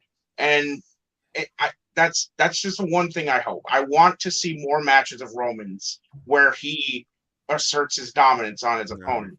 He doesn't need fans. He doesn't need people to cheer for him, because that's what's going to happen. He starts winning by himself in dominant fashion. He needs people to hate him. All right. He already beat people by himself as the tribal chief. All right. He did it against John Cena. He did it against Bryan Danielson when he exiled him. He did it against Big E. Who else did he do it? He did it quite a few people. Big people clean. Cesaro, he beat him clean. So he does it when he wants to. All right. But he showed you that he can win clean as the big dog in dominating fashion. He showed you that he can win clean as a heel. And now he's showing you, all right, I'm about that life. I'm about the bloodline. I'm about staying on top by any means necessary. And that's God mode right there. All right. Justin's like, fuck. So, Justin, at SummerSlam, you said definitely not Randy Orton. Not Conor McGregor is what I thought I saw you shaking your head at. So, you do Cody, or what do you do? I mean, it's so tough because, like I said, it all depends on what we're going for here. If we're only going to 1,000, then we're taking it off at SummerSlam. But if we're not going 1,000 and we're going another fucking full year of this shit, then it's just going to be a random anybody at this point. If we're going to WrestleMania 40, Justin's pissed, dude. Justin random anybody. This is not AEW. We don't do that. We don't do that in WWE. Random anybody's. If it's WrestleMania, if it goes to WrestleMania 40, we have to start talking about people like Braun Breaker into a situation like this.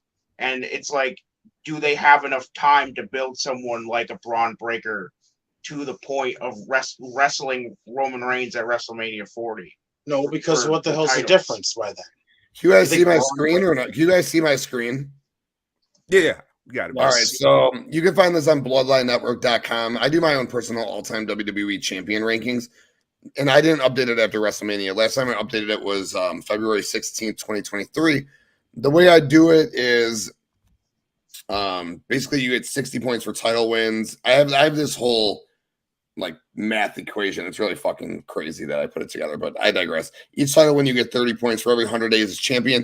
You get another 30 points for WrestleMania title wins. You get another 30 points. So Roman gets, technically there's still 2 titles. So Roman gets 60 more points. Plus he has another 100 days. So that's another 30 points. So that's 90 more points added to his score of 678, putting him at 768, which is 6th all time. He is the 6th greatest WWE champion of all time, behind Bruno, John Cena, Hulk Hogan, Triple H, and Brock Lesnar. He just surpassed Randy Orton and Bob Backlund. He is merely 60-ish points behind Brock Lesnar. Crazy. You can find that on the Bloodline on BloodlineNetwork.com, amongst a bunch of other great sports, wrestling, and entertainment content. But that just goes to show you, yeah, get some glass. Yeah, I know, dude. I'm fucking getting on that screen, dude. But that just goes to show you, yeah, I should have increased my screen size. All right, Bakley, I wasn't there. It just goes to show you, you'll find the whole thing on BloodlineNetwork.com, but it just goes to show you how great the Tribal Chiefs title reign has been. 6th all time. Are you fucking kidding me? And he's still in the prime of his career. Insane. All I can say is this. All I can say to sum it up, basically, is everybody says what's next if Cody won? But also the same question remains with Roman. What's next with Roman? If that's the thing. It's a double-sided coin that no matter what you lose, and that's the fucking problem. Like, it's just like I said, I'm not the only one that I've been seeing that just says it's time to fucking hang this up and move it on. But you know, I don't know. I'm just kind of there, and it's just like, if we're just gonna keep constantly continuing with predictable, just throwing opponents to Roman, then I'm kind of over it. I'm just basically over it. That's all there is to it. Like, and that's basically all we're gonna get, is we're just gonna keep throwing opponents at Roman and increasing them stats, and that's about it. Like, sounds like Undertaker. What's wrong with that?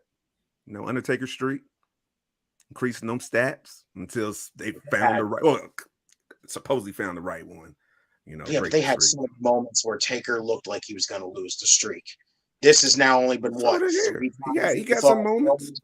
Was going to lose, and that's it. Well, Brian's right. Hogan had 6, and he had the outsiders always interfering in his matches with Luger, etc. Flair always had Arn and Tully and JJ Dillon getting involved for sure. Great in this. Would Roman have won if The Rock was available to wrestle? Yes. I think that. Yes, I think the whole weekend got fucked up because Rock wasn't around. Because, and again, who the fuck am I? I don't know anything. But I personally feel that the titles would have been split. It would have been Roman versus Rock for 1 belt. They would have done a Raw championship or an Elimination Chamber for a vacant Raw title that would have had Drew and Seth Cody, amongst others involved, to which Cody or Seth would have won at WrestleMania. And that's what I think. But again, I am nobody. I don't know anything. Devin, you hanging around or you dipping? I am going to dip because I did promise the family. I'm like, all right, I'm going to take a break. I've been podcasting, live streaming 4 days in a row. But, you guys was talking about Tribal Chief. All right. Told Tim, brother, send me the link. I got to correct this now. But it was all fun. I love having the discourse, love having the conversation. Thank you for the invite, man. Thank you, Justin and Jeremy, for the debate. Love it, man. All right, guys, guys stay blessed. Love you all. Love you, brother. Love you. Bless that Tribal Chief. Acknowledge your Tribal Chief. Clarksville Wrestling, Devin and Hafiz, every Friday night. Clarksville Wrestling, and right here on Bloodline Entertainment Network. Boys, that was awesome. That was a nice surprise. We got our Roman and Cody fix in. I'll spit my matches of the weekend down really fast. I'll let you guys do it, and my wife's not coming home anytime soon. She's still working, so I don't know about you guys, but I got time to shoot the shit about wrestling. So if you want to shoot the shit, we can go past our usual hour and a half tonight, and let's shoot the shit. Brian, always acknowledge our Tribal Chief, always. And the chat has been popping tonight. Thank you to everyone in the chat. Greatly appreciate you. Hit that like, hit that subscribe button if you didn't already did. Appreciate you. And check out bloodlinenetwork.com. My top matches, again, no particular order. Match of the weekend for me, though, was Roman and Cody. If it would have ended with Cody holding those belts up, my God, it would have been like a 19-star match, dude. Like, I don't know if anything would have beaten it. But Roman and Cody, Rhea and Charlotte, for everything Justin said and more, my God. The Reach for the Sky Tag Team Championship match, the Lucha Brothers winning, plus the match itself and the aftermath, the celebration, the moment was incredible. Kevin Owens and Sami winning the tag titles. Great match, great moment. Ray and Dom, great match, great moment. Seth and Logan, my God, great match, great moments. The NXT North American Championship match. Wes Lee, the 5-way, my God, great match. Wes Lee going over was the right call. The unsanctioned match with Johnny and Grayson and everything after it was incredible. Claudio and Eddie and SamoaJoe and MarkBriscoe, while I didn't agree with the endings, both of those matches were great, and I really enjoyed Shibata beating the fuck out of Wheeler Yuta. That was awesome, even though I love Wheeler, but it was really cool. And I want to give big props to the NXT women, the ladder match, Indy Hartwell, Roxanne, Gigi, Zoe, Tiffany Stratton, Lyra Valkyrie, and even JC Jane showing up and costing Gigi all showed out in that match. And I just wanted to leave a special asterisk, because who wouldn't love a match with bangers and slappers and bangers and slappers and bangers and slappers? Oh my. And like, I just want to leave this match in like a tier of its own for bangers and slappers because those boys beat meat. And I don't mean beat meat like I was beating meat to Sonny fucking when I was 12 years old. I mean fucking they beat their chest fucking crazy, dude. Gunther, Sheamus, Drew, and if I was beating meat, I would have beat some meat to Drew because he looked beautiful in those fucking white skivvies, dude. My God, dude. The blood, the chest, the welts. As my tribal chief said. And he would have just soloed me for that remark about Drew. But as my tribal chief says, compliments to the chef. That match was incredible. A tier of its own, dude. And I'm glad Gunther got the win. Jeremy, what were your matches of the weekend, my dude? Well, I actually ordered mine from 5 to 1. My 5 was Rhea Ripley and Charlotte. At first, it started off a little slow for my liking, but eventually it ramped up, and I agree with every fiber of my being that Rhea Ripley was the right choice. There was no reason why Charlotte should have won, so I'm glad Rhea won. 4 was Grayson Waller and Johnny Gargano. Just seeing the two of them beat the shit out of each other, having Candice get involved was a whole ton of fun, and they just beat the shit out of each other. 3 was Vikingo versus Commander. It was everything that I expected it to be. The two of them flying around the ring. While there was a few botches, I could look past them and see that the match itself was very, very good. 2 was the North American title match between Wes and Ilya and JD and Dragon Lee and Axiom. Almost forgot Axiom. They fucking tore the house down. Up to that point, it was my match of the entire weekend. And only until Sunday was there a match that topped it, in my opinion, which was Gunther, Drew, and Sheamus. Those three was just a fucking class of their own. Just watching them, the fact that Gunther's chest was almost as red as Sheamus's was insane, which shows you how fucking powerful Drew McIntyre's chops are. And yeah, honorable mentions: Seth and Logan, Cody and Roman, KO and Sammy versus the Usos. Bianca and Asuka was good, but not as good as I expected, but still good. And Eddie Kingston and Claudio. Although I do agree that Claudio winning was the wrong choice. Absolutely. Yo, Devin, thanks for joining us, my brother. We really appreciate it, my dude. Yes, he just heard it. He heard it. I'm getting soloed for the Drew remark. He looked great in his white tight. I hear it, so. Yo, what's up, Juggernaut? Go check out his channel, dude. Always doing great, nostalgic wrestling pay-per-views and Chiefs fan. Big time. Love the Chiefs stuff. Go over there. Yeah, solo. Shit. Justin, what were your matches of the weekend, my dude? This was so tough because this weekend had a lot of really good matches, like amazing matches. But I was able to get it as about as good as here. I went from 5 to 1. Number 5, I had the 6-pack for the NXT Women's Championship. That ladder match, 6 women. Yes, I wasn't crazy for the story they told with Roxanne because I was still very confused if it was actually a story, like legit, or if it was just a story to build a match. Either way, all 6 women fucking killed it. Indy's moment was worth every second of it. That moment of having Dexter show up, helping her get up that ladder and finally win the women's championship after sitting in NXT for God knows how long. Incredible. Number 4, I had Vikingo and Commander because holy shit.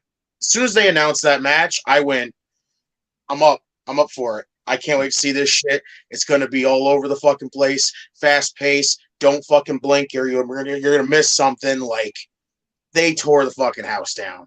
They tore the fucking house down at Supercard. 3, I had Johnny Gargano and Grayson Waller. My boy Grayson Waller. Fucking absolute incredible performance, even on the losing end. Like, how the fuck can you not like the guy now at this point? I wanted it to be Shawn Michaels, don't get me wrong. But I was happy as hell with it. I understood the entire story. Johnny wants revenge over Grayson taking him out before he disappeared. Fuck it, come back, get revenge. They absolutely beat the snot out of each other. I loved it. Number 2, I had the North American Championship Fatal 5-Way. Again, Wesley, Dragon Lee, Axiom, Ilya Dragunov, JD McDonough. All 5 of those guys are fantastic. That match was insane. And my number 1 of the weekend actually goes, and I, again, still can't believe I'm saying this, Charlotte Flair and Rhea Ripley, man. That, listen, I've been on the end of criticizing Charlotte for the longest time, pretty much forever. But the fact that she was able to not only actually make Rhea look good, not overshadow Rhea, not make herself look like freaking a sloppy mess in the process. Absolutely amazing to finally get to praise her for something. Rhea looked fantastic. The 2 of them had an incredible women's championship match. The right decision was Rhea Ripley. And again, seeing Charlotte sit down there and look up and be proud of what the fuck she did was it was an awesome moment with it. So they absolutely killed it for the weekend. That's why I put them number 1. God damn. Justin putting Charlotte Flair as number 1 of the whole WrestleMania weekend. And I get it. She was, well, first of all, I'm one of the biggest Charlotte Flair marks out there. But she was my number 2 match of the weekend, so I completely understand it. Show of the weekend now. Show of the weekend. I got to say, based on what you guys have said, I think I already know your shows of the weekend, but I'll let you say it yourselves. Justin, what was your show of the weekend? Oh, man. Like, Supercard of Honor was fucking awesome. You had with Vikingo and Komendar. That was dope as shit. The Reach for the Sky Ladder match, again, was incredible, but the Dante injury really fucks with me. I enjoyed the shit out of Claudio and Eddie. Like, NXT Stand and Deliver, basically minus the women's tag team title match, top to bottom, was fucking awesome. And again, even if WrestleMania had a few like downs with it, they had so much fucking great shit on there. That's so tough. Like, I want to say WrestleMania because, 2 nights had a lot of Oh, no. You only get 1 night. One night, ROH or NXT. You don't get to combine both nights. Yeah. Oh, yeah. That makes it easier for me. Then, yeah, I got night 1 of WrestleMania. Okay. All right. Basically, if we had to pick it that way, I got night 1 of WrestleMania because cool. It just basically went from good and just elevated up and up and up and up, and it just night 1 was a incredible start to WrestleMania. Fuck yeah. Jeremy, what was your show of the weekend, my dude? You signifying that it splits between 2 nights, like I said, makes it easier, and I can even rank them. And if you want, the best show was night 1 of WrestleMania. Then it goes Stand and Deliver. Then it goes of Honor. Then it's WrestleMania night 2. What about Stand and Deliver? That's second. I said second. Yeah. Okay. I respect that. I respect that. For me personally, ROH and Stand and Deliver are in their 2 spots. For me, it's because ROH had the 2 poor, in my opinion, the 2 poor endings. And as much as I enjoyed the tag team ladder match, that injury just really knocks it for me, because that's all I'll really remember now from that match. If people bring up the Reach for the Sky ladder match, I'll remember, oh yeah, that's the match that Dante Martin snapped his leg, and I'm like, it leaves a sour taste in my mouth. No matter how good the match is, I can admit that the match was arguably one of the best matches on the entire weekend. But for me, I didn't put it in my top 5 because that injury just sours it that much for me that it just brings it down to a point. Yeah, Big time. That's big fair. So definitely splitting it makes it easy for me, but I'm the one who asked the question, so I knew what was coming. WrestleMania night one. I can't say by far and away because ROH Supercard of Honor was like, oh God, it was. My weekend was so dope. I can't say it again. Like Justin said earlier, his moment of the weekend was just being a wrestling fan this weekend. This weekend was amazing. It was 30 hours of phenomenal intake of wrestling. I got to do watch alongs with my brothers and my sister. I got to fucking watch so much great, and it was diverse. It wasn't just WWE. It was WWE. It was ROH. It was Impact. It was New Japan. I'm gonna scrape a little bit of that Indies, but for me, it was WrestleMania night one. I did the watch along on here on the Bloodline Entertainment Network. Check out the Twitch for sure. It was night one of WrestleMania.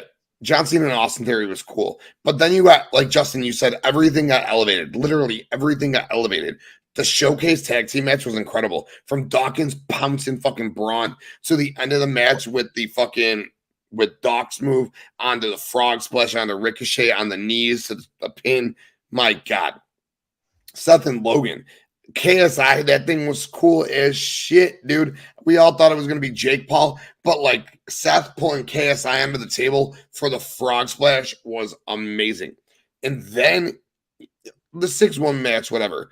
But Trish Stratus looked amazing. Becky's beautiful. Bayley's gorgeous. Io's great. Dakota's wonderful. Yeah, Lita's whatever. So at least we got some beauty to look at while we got to watch 3 of the top 5 women of all time team at WrestleMania together. So while everyone wants to dog it, that move Trish did on the outside was sick as fuck, dude.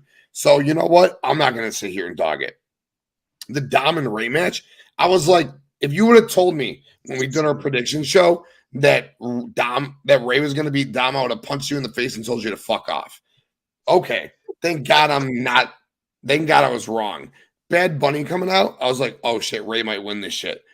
Oh my God, we're probably going to get something in Puerto Rico. Then Bakley goes, we'll probably get a tag match with Priest and Dom against Ray and Bad Bunny. Because I was like, we'll get Dom versus Bad Bunny. He's like, we'll get a tag match. So Ray beating him and Bad Bunny getting involved makes so much damn sense. That whole story. Ray gets the big win going in the Hall of Fame. You tell a year-long story going into next year where it's mask versus career. He loses the mask. Dom takes the mask. And how much did Ray look like Dom, or how much did Dom look like Ray with that mask? Oh my God. He looked just like him. And then you want to go to the women's match. My boy up here just said that Charlotte Flair's match was the best match of the weekend. I ain't got to go much further than that, okay? And it was my second best match of the weekend. And then the main event, we got our moment. We on this show have been asking for like 4 months, 5 months. We got the moment we wanted. Grand Slam champion, tag team in the main event, tag team wrestling, best friends, Grand Slamming it up. What a match on top of it. What a story. It's night one. Supercard of Honor, incredible in the ring. Incredible stories. TK went Vince McMahon, though. MarkBriscoe lost. EddieKingston lost. Crazy. But Supercard of Honor is still my number 2. So it's night one, Supercard of Honor, Stand and Deliver, which was a phenomenal show. And then night 2. Night 2 was it's like these 3 are all the way up here, and then night 2 is down here. Like these 3 were wonderful. Night 2 was rough. Thank God for the last 3 matches, because the first hour and a half to 2 hours of night 2 was it was brutal. It was really tough to get through. But look at the chat. We got El Presidente in the house. Throw your ones up for Ivan Circle at a bait. Our dude, our president of the Bloodline Entertainment Network. What are your thoughts on the Grizzly Young veterans leaving? We'll talk about that in a little bit. Ivan was at WrestleMania. Go check out the Instagram. He's got some great videos. He met some people from the League of Extraordinary podcast. Him and Jonah. It looks awesome, man. And that's what this is all about.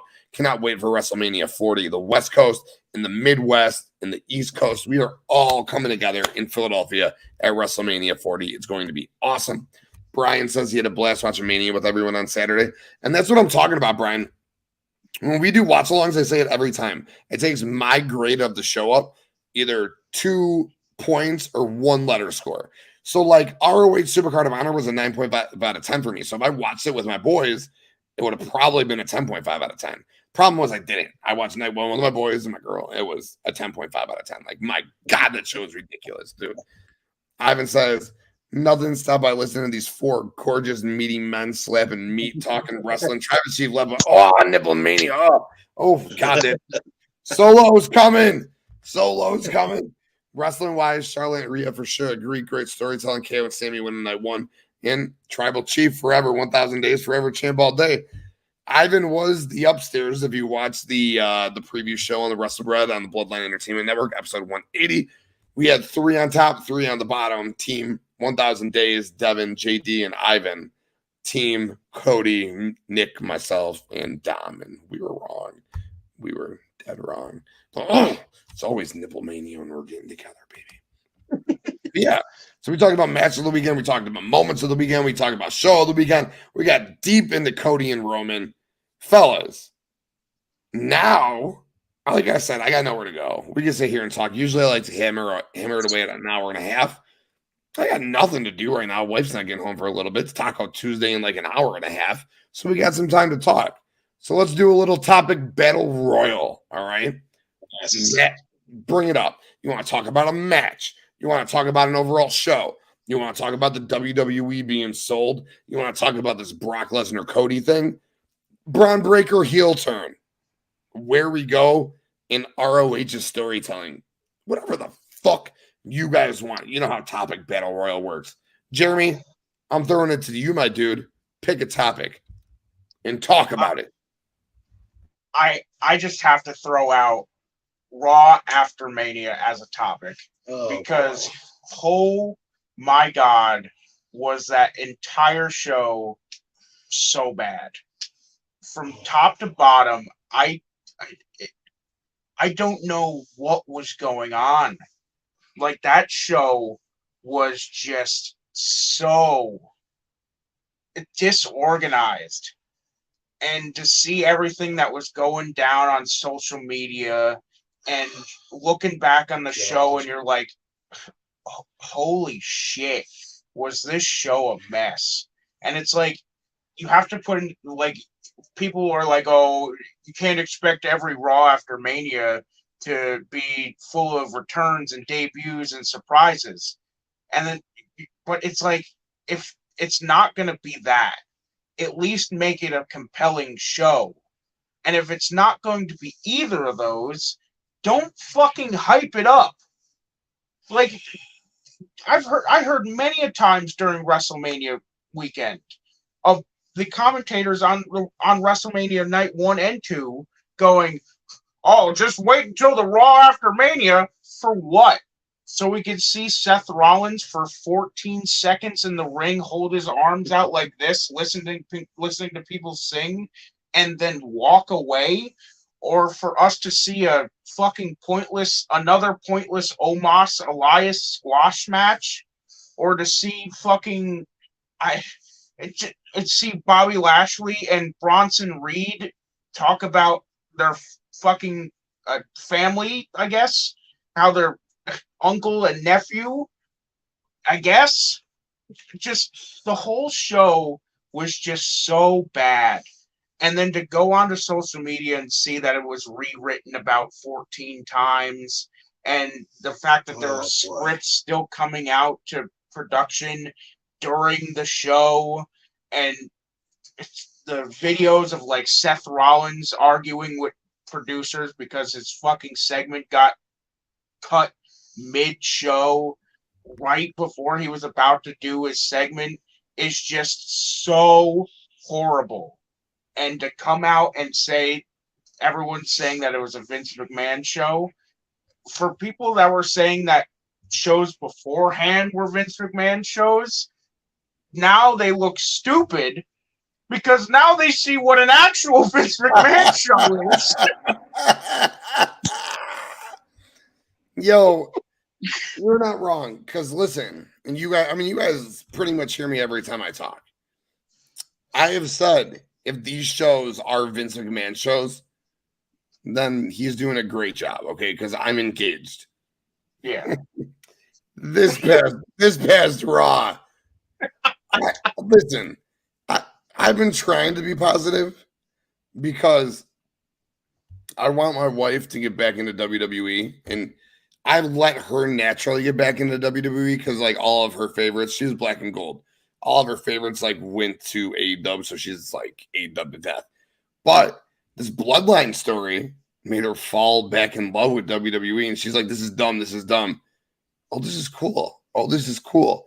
Oh, okay. Oh. But man, shows like last night make it hard because people like me were like, and I call wrestling down the middle of, you know me, like I just said, I consumed 30 hours of wrestling this weekend. I watched everything possible I could watch. But I don't want to sit there and waste 3 hours of my fucking time on Monday nights for that. That was awful. And if you mean to tell me that your show is, you're bringing back, it's not bringing back Elias. Well, Moss already squashed Elias. And you're bringing back Riddle as your return. And I got nothing against Riddle, but Riddle? And you don't have a woman segment until 2 hours and I literally bitched in a chat we have. I go, damn, we're 2 hours into the show and we got a women's segment. Yeah, what is TK booking this shit? Like, and not me, Tony Khan. I would book women's shit all day. Like, I love women's wrestling, but like, and I'm like, what the fuck? And then we finally get the Bianca segment and Rhea comes out and then we get the tag match. But like, what? Yeah, that was, oh man, that was ugly. Like Brian said, that Raw after Mania was encyclopedia bad, dude. On the blue house WWE smoking last night, especially with the show being in Los Angeles.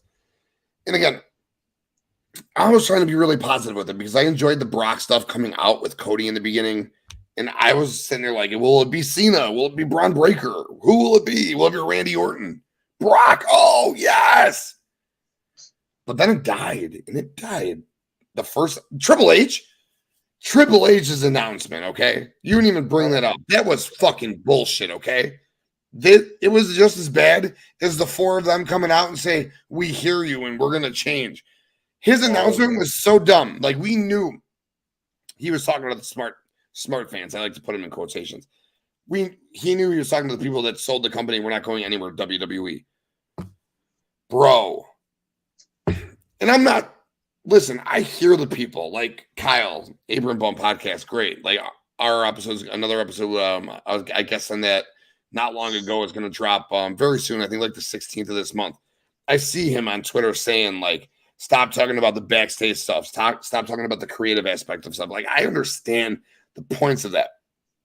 And I try to not deep dive into that stuff, that side of things.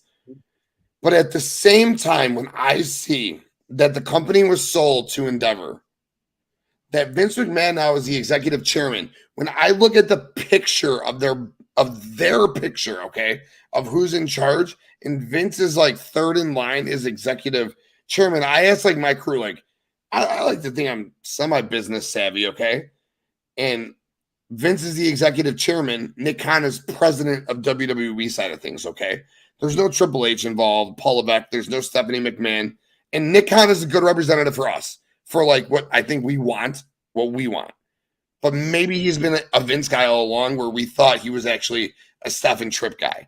Like, what if this is all just a big, like, we're going to get fucked? And I'm so concerned about that. And I'm going to say something. And I've said it before, and I don't fucking care. The only way WWE will truly be WWE that we want is what? Is if the old man has a stroke or croaks, okay? That's the only way it'll ever happen. Am I asking for that to happen? No, never put that out there on anybody. I'm not asking for that. But the only way WWE ever is truly WWE or like what we want it to be, Triple H's WWE, is if Vince is truly gone. Because even this whole time, I'm sure Vince was fucking spitting in Nick Khan's ear, who was spitting in Triple H's ear, or Vince was just spitting in Triple H's ear. What's to say Vince was actually truly gone? I can tell you, like you just said, Jeremy, watching the show that we watched last night in comparison to everything we've had before, it was rough. It was very rough, dude. Justin, and we didn't even talk about the Brock stuff. Like we talked about all of that, and we didn't even talk about the Brock stuff. So, Justin, what's your take, man? I said it last night. I literally said it last night. If you're looking at this show as a Raw After Mania episode, it's complete shit. And if you completely take that aspect out and you look at it as a regular episode of Monday Night Raw, it's still complete shit. This show sucked last night. It was fucking awful. It felt like a Vince show. Like, again, I hate getting sucked into the fucking backstage crap and all that stuff, but it's all over the fucking place, and that's all you see. And it just fucking just ingrains in your head, and you're like, oh my God, like, you know how many times I've said fuck the dirt sheets because I fucking agree with it completely. But when you just see people talking about it, it's hard to fucking ignore it the entire time. Because just, again, this goes with the whole Endeavor buying WWE and merging with UFC thing. The main problem here is the fact that Vince is involved. Vince is the fucking problem. Nobody wants to admit it. But it's like, just fucking suck it up and say it already. Vince is the fucking problem here. The guy is going to run this company no matter what, and that's the fucking problem here. He's so out of touch, he can't give it up, and it's a fucking problem here. Like, I just don't get it. And it's just, he's such a conniving liar himself. It's so bullshit. Oh, I'm going to walk away after 70 some years. I'm finally walking away. You cannot tell me that man didn't sit there and plan this whole shit out himself. Because look at how many times. And he recently paid back the $17 million. So you had to have known. This whole thing, he had to have known. I'm not trying to steal your thunder, Big Mike. He had to have had this whole thing planned out himself, because it's just bullshit. Nick Khan fucking lying up his ass all the time. Vince fucking lying all the time. The man literally says, "Oh, I'm leaving," but then and fucking shit, and all the fucking board of directors with a unanimous decision saying, "No, we don't want Vince back," but then fucking turning right around and saying, "Yes, we want Vince back."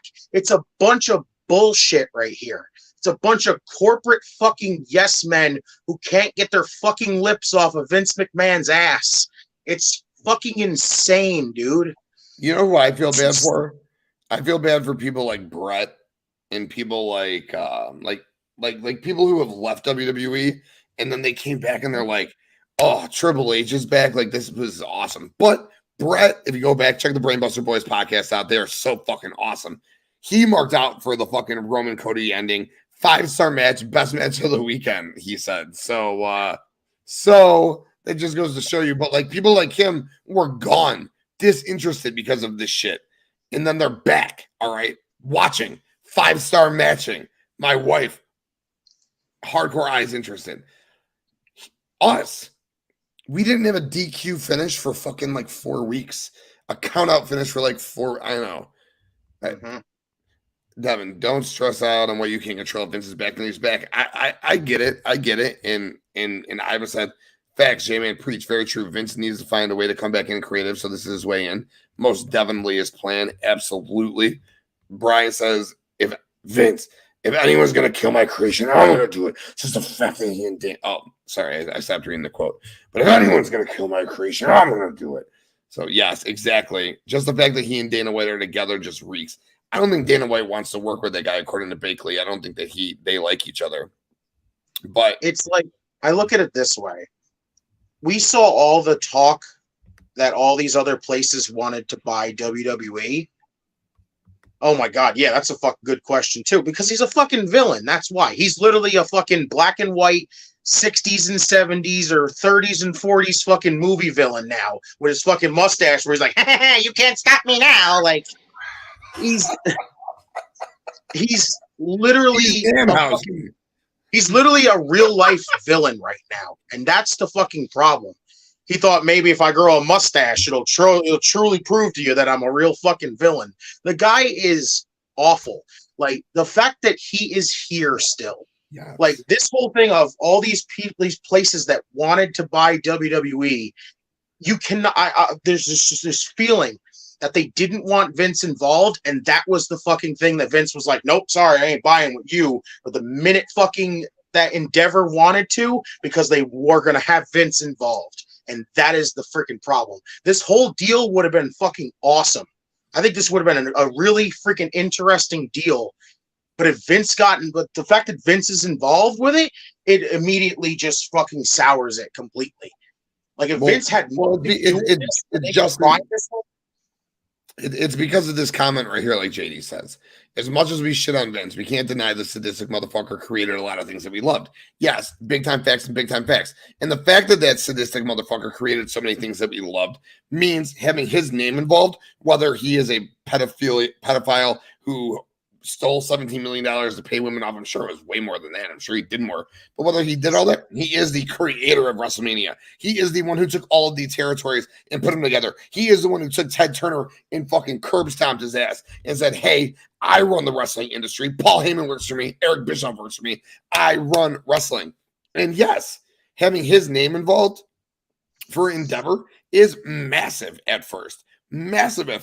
But they could come to see that he is out of touch and maybe Hunter should be involved and he should be the one. Well, Hunter's still involved, but maybe that Hunter should be the one in charge. Or maybe Nick Khan should be the one in charge. Plus, Vince is 77 years old, but he is, insane. He doesn't sleep. He works out like crazy. Even with his mustache, he's still a fucking genetic jackhammer, dude.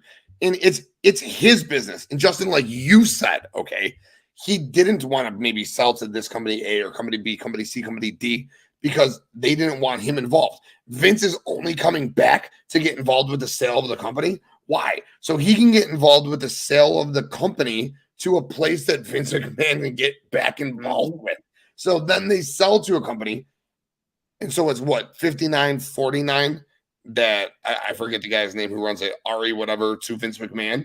That's huge. He still runs 49% stake of his company. He can still do him creatively. If he now wants to go tell Hunter to piss off, he can. We as wrestling fans shouldn't deep dive into this. But at the end of the day, even the most mark WWE fans will tell you, Vince's product's awful. All right. Vince used to be great. 2023, yes. Vince McMahon is done. He's been done for what, 10 years? Awful. Awful. And that's really all I have to say about it. I don't want to sit here and debate whether Vince is fucking running creative. I don't think the Cody Brock thing is Vince. And how many times have I said, just because there's a bad idea in WWE doesn't mean it's not fucking Triple H's. Is Triple H perfect? Hell no. Why can't Triple H have a bad idea?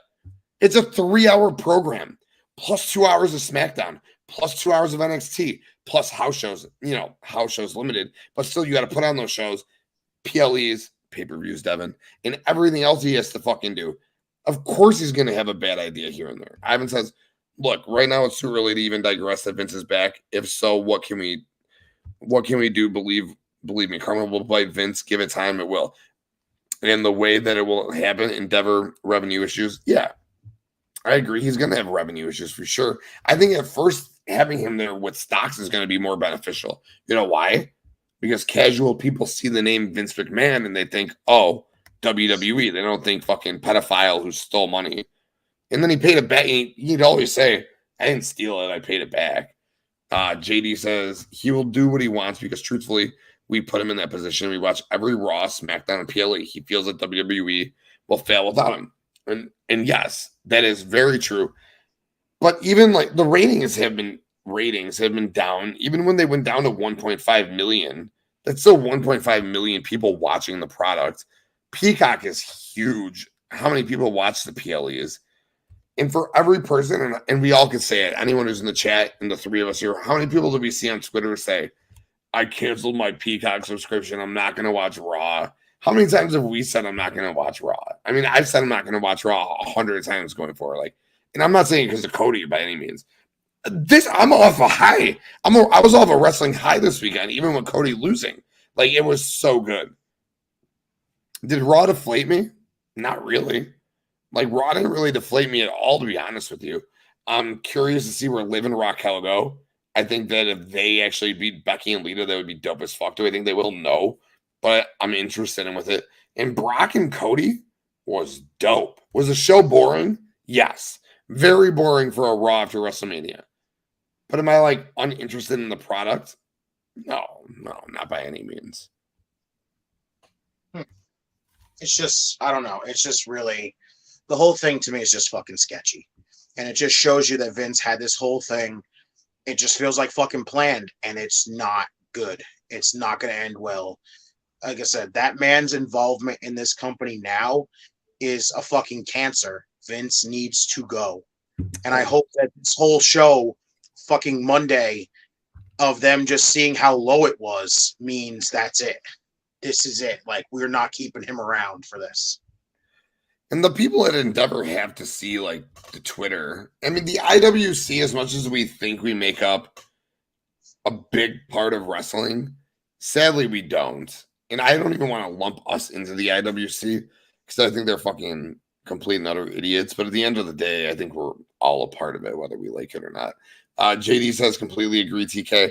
How do we know that Triple H is fully in charge on Monday or of Monday? Maybe something happened. People panicked. It changed the whole dynamic plus injuries. Yeah, you never know. Plus, they went commercial free that first hour. Justin, I think you even said it in the chat earlier. I'm very curious to see where we go on Friday. Like, whatever, I think what happens on Friday will be a big indication of where we go going forward. Ivan says the ratings are going to go up from yesterday because of the sale, because of the announcement in the main event that we never got. So in due time, dude, spot fucking on. Anything with Brock Lesnar is big clicks. I've been talking to Nick about this for like 2 years now. Why Brock? Why Brock? Clicks. I can go watch a Brock Hamas. I guarantee you got mad clicks there, dude. Brian, evil men like McMahon are always a step ahead, and that's why he's not in jail today. That's where he should be. Spot on. Vince did ruin NXT. That should be a sign of things. He did. It came back. NXT is a lot better right now. I enjoy NXT. NXT was really good tonight.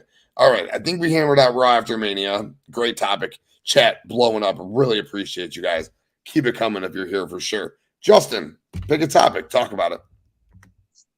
You know what? Let's talk about Cody and Brock. Let's do it. Like, this is the adversity everybody wants. This is their example of adversity that everybody wanted for Cody. And it's just like, there were so many people already invested in Cody.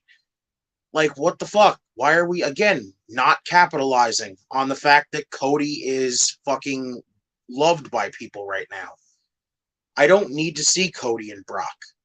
There's not much really to like interest here. Again, we just talked about it. Cody had his adversity. You know, him going and doing everything that he did, having the freaking nerve to walk away and then go freaking better himself, start a fucking brand new company that fucking, you know, steps up the entire, helps the entire like wrestling business make more money now. Like, it's right there. Everything is there. Hell, even him getting injured with the torn pec, that's fucking adversity. We don't know when the hell he was going to come back at first.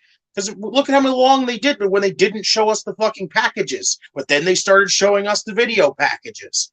By then, we didn't know how long it was going to take Cody to come back. The adversity is getting through that. Like, again, like I said, the entire mess up to me was the Royal Rumble. There was no reason why he should have came out 30. He should have been number 1 or number 2. But as everyone says, 1 and 2 is basically the same thing. So he should have been, should have been somewhere in the beginning there. And it would have made, and again, everybody would have locked in on Cody.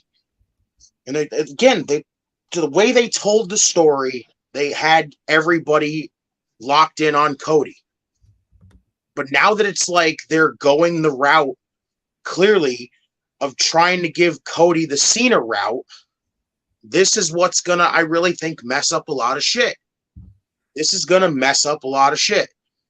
Like, people are going to start realizing that this is clearly just copy and paste of John Cena. And how well is that going to go over? It's probably not going to go over well. The crowd's going to start turning on Cody, and that's going to be some bullshit. Like, everyone's going to be like, does he really need the Cena treatment? No, he doesn't need the Cena treatment. Let him do his own thing.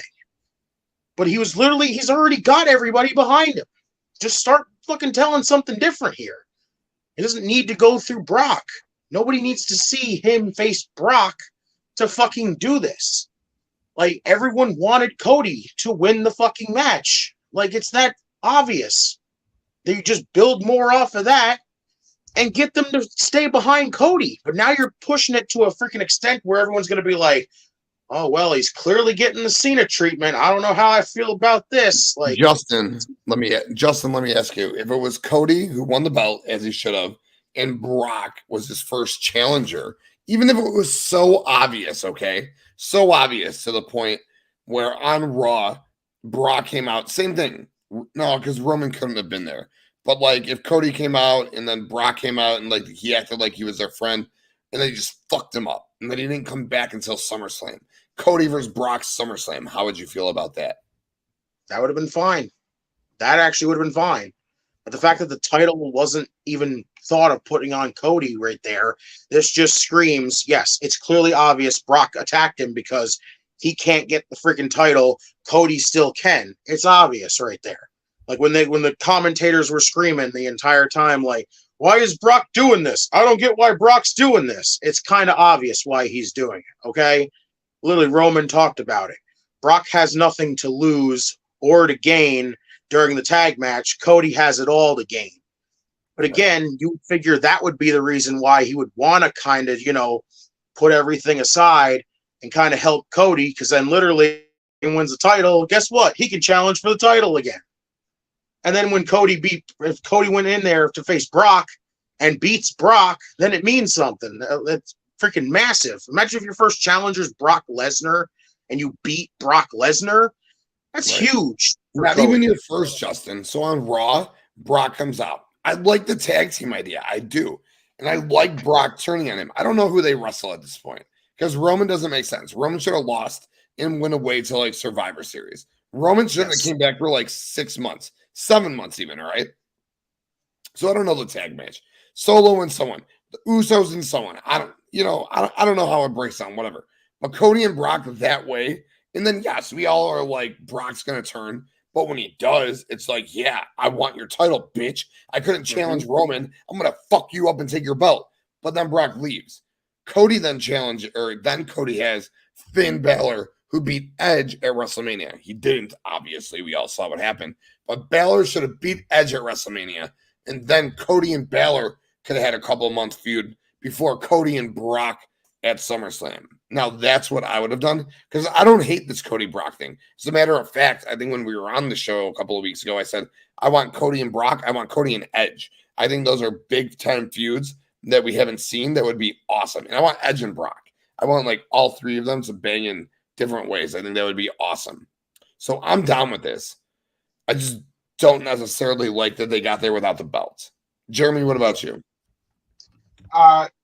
This whole thing, the whole problem with this is that it all boils down to the fact that WWE has still failed to find a way to split these titles. And this realistically should be a world title feud. The fact that they haven't found a way to split the world titles before WrestleMania, or they could have done it on the Raw after Mania, that could have been Triple H's fucking big announcement, is him splitting the titles. But I guess it's so hard to just fucking take the titles and give Raw back their WWE title. I don't understand how it's so hard. You're a person of power. I don't care if it doesn't make sense at this point. Right. Just go, hey, just be fucking transparent with the people. Go on live TV and go, hey, the networks want their fucking world title back, so can you give us the WWE title, please? And if you don't, then we're stripping you of both titles. And we're going to have 2 vacant world titles. So you could either keep the Universal title and give us the WWE title, or you could go away and have no titles. That's all you had to do. It doesn't make any sense, but it's to the point where 2 titles needs to be a thing. Because one brand can't have no world title to compete for. And if one person is holding both world titles, that person can't just walk away for 4 months and go, I'm gonna go take a vacation to Panama and I'll be back for the next Big 5 pay-per-view. I'll see you then. It's like when Brock was the WWE champion, he walked away for fucking 6 months and would come back for SummerSlam and then win and then go away and come back fucking 4 months later and defend it against defended at Great Balls of Fire and then come back and fucking go away and then come back again. It didn't work. Raw didn't work with just the IC title. It was proven that Raw doesn't work with just a mid-card title as their main title. And they're just refusing to make that big decision to split the titles. This should have been Cody's first big world title feud is against Brock Lesnar. It should have been Brock and Cody. I don't know if it should have been at WrestleMania Backlash, but or at the first big pay-per-view, because I feel like at WrestleMania Backlash they should have done a 6-person tag with Cody and Kevin and Sami versus Roman and the Usos. Or at least the Usos in Solo if Roman wasn't going to be there. But yes. Yeah. Have it be for all 3 of the gold in a 6-person tag. And have it be while Roman's on vacation, be it Solo and the Usos versus Cody, Kevin, and Sami for all the gold, and the champions retain. And then at the end of the match, we could start building, have Brock come out and attack Cody then.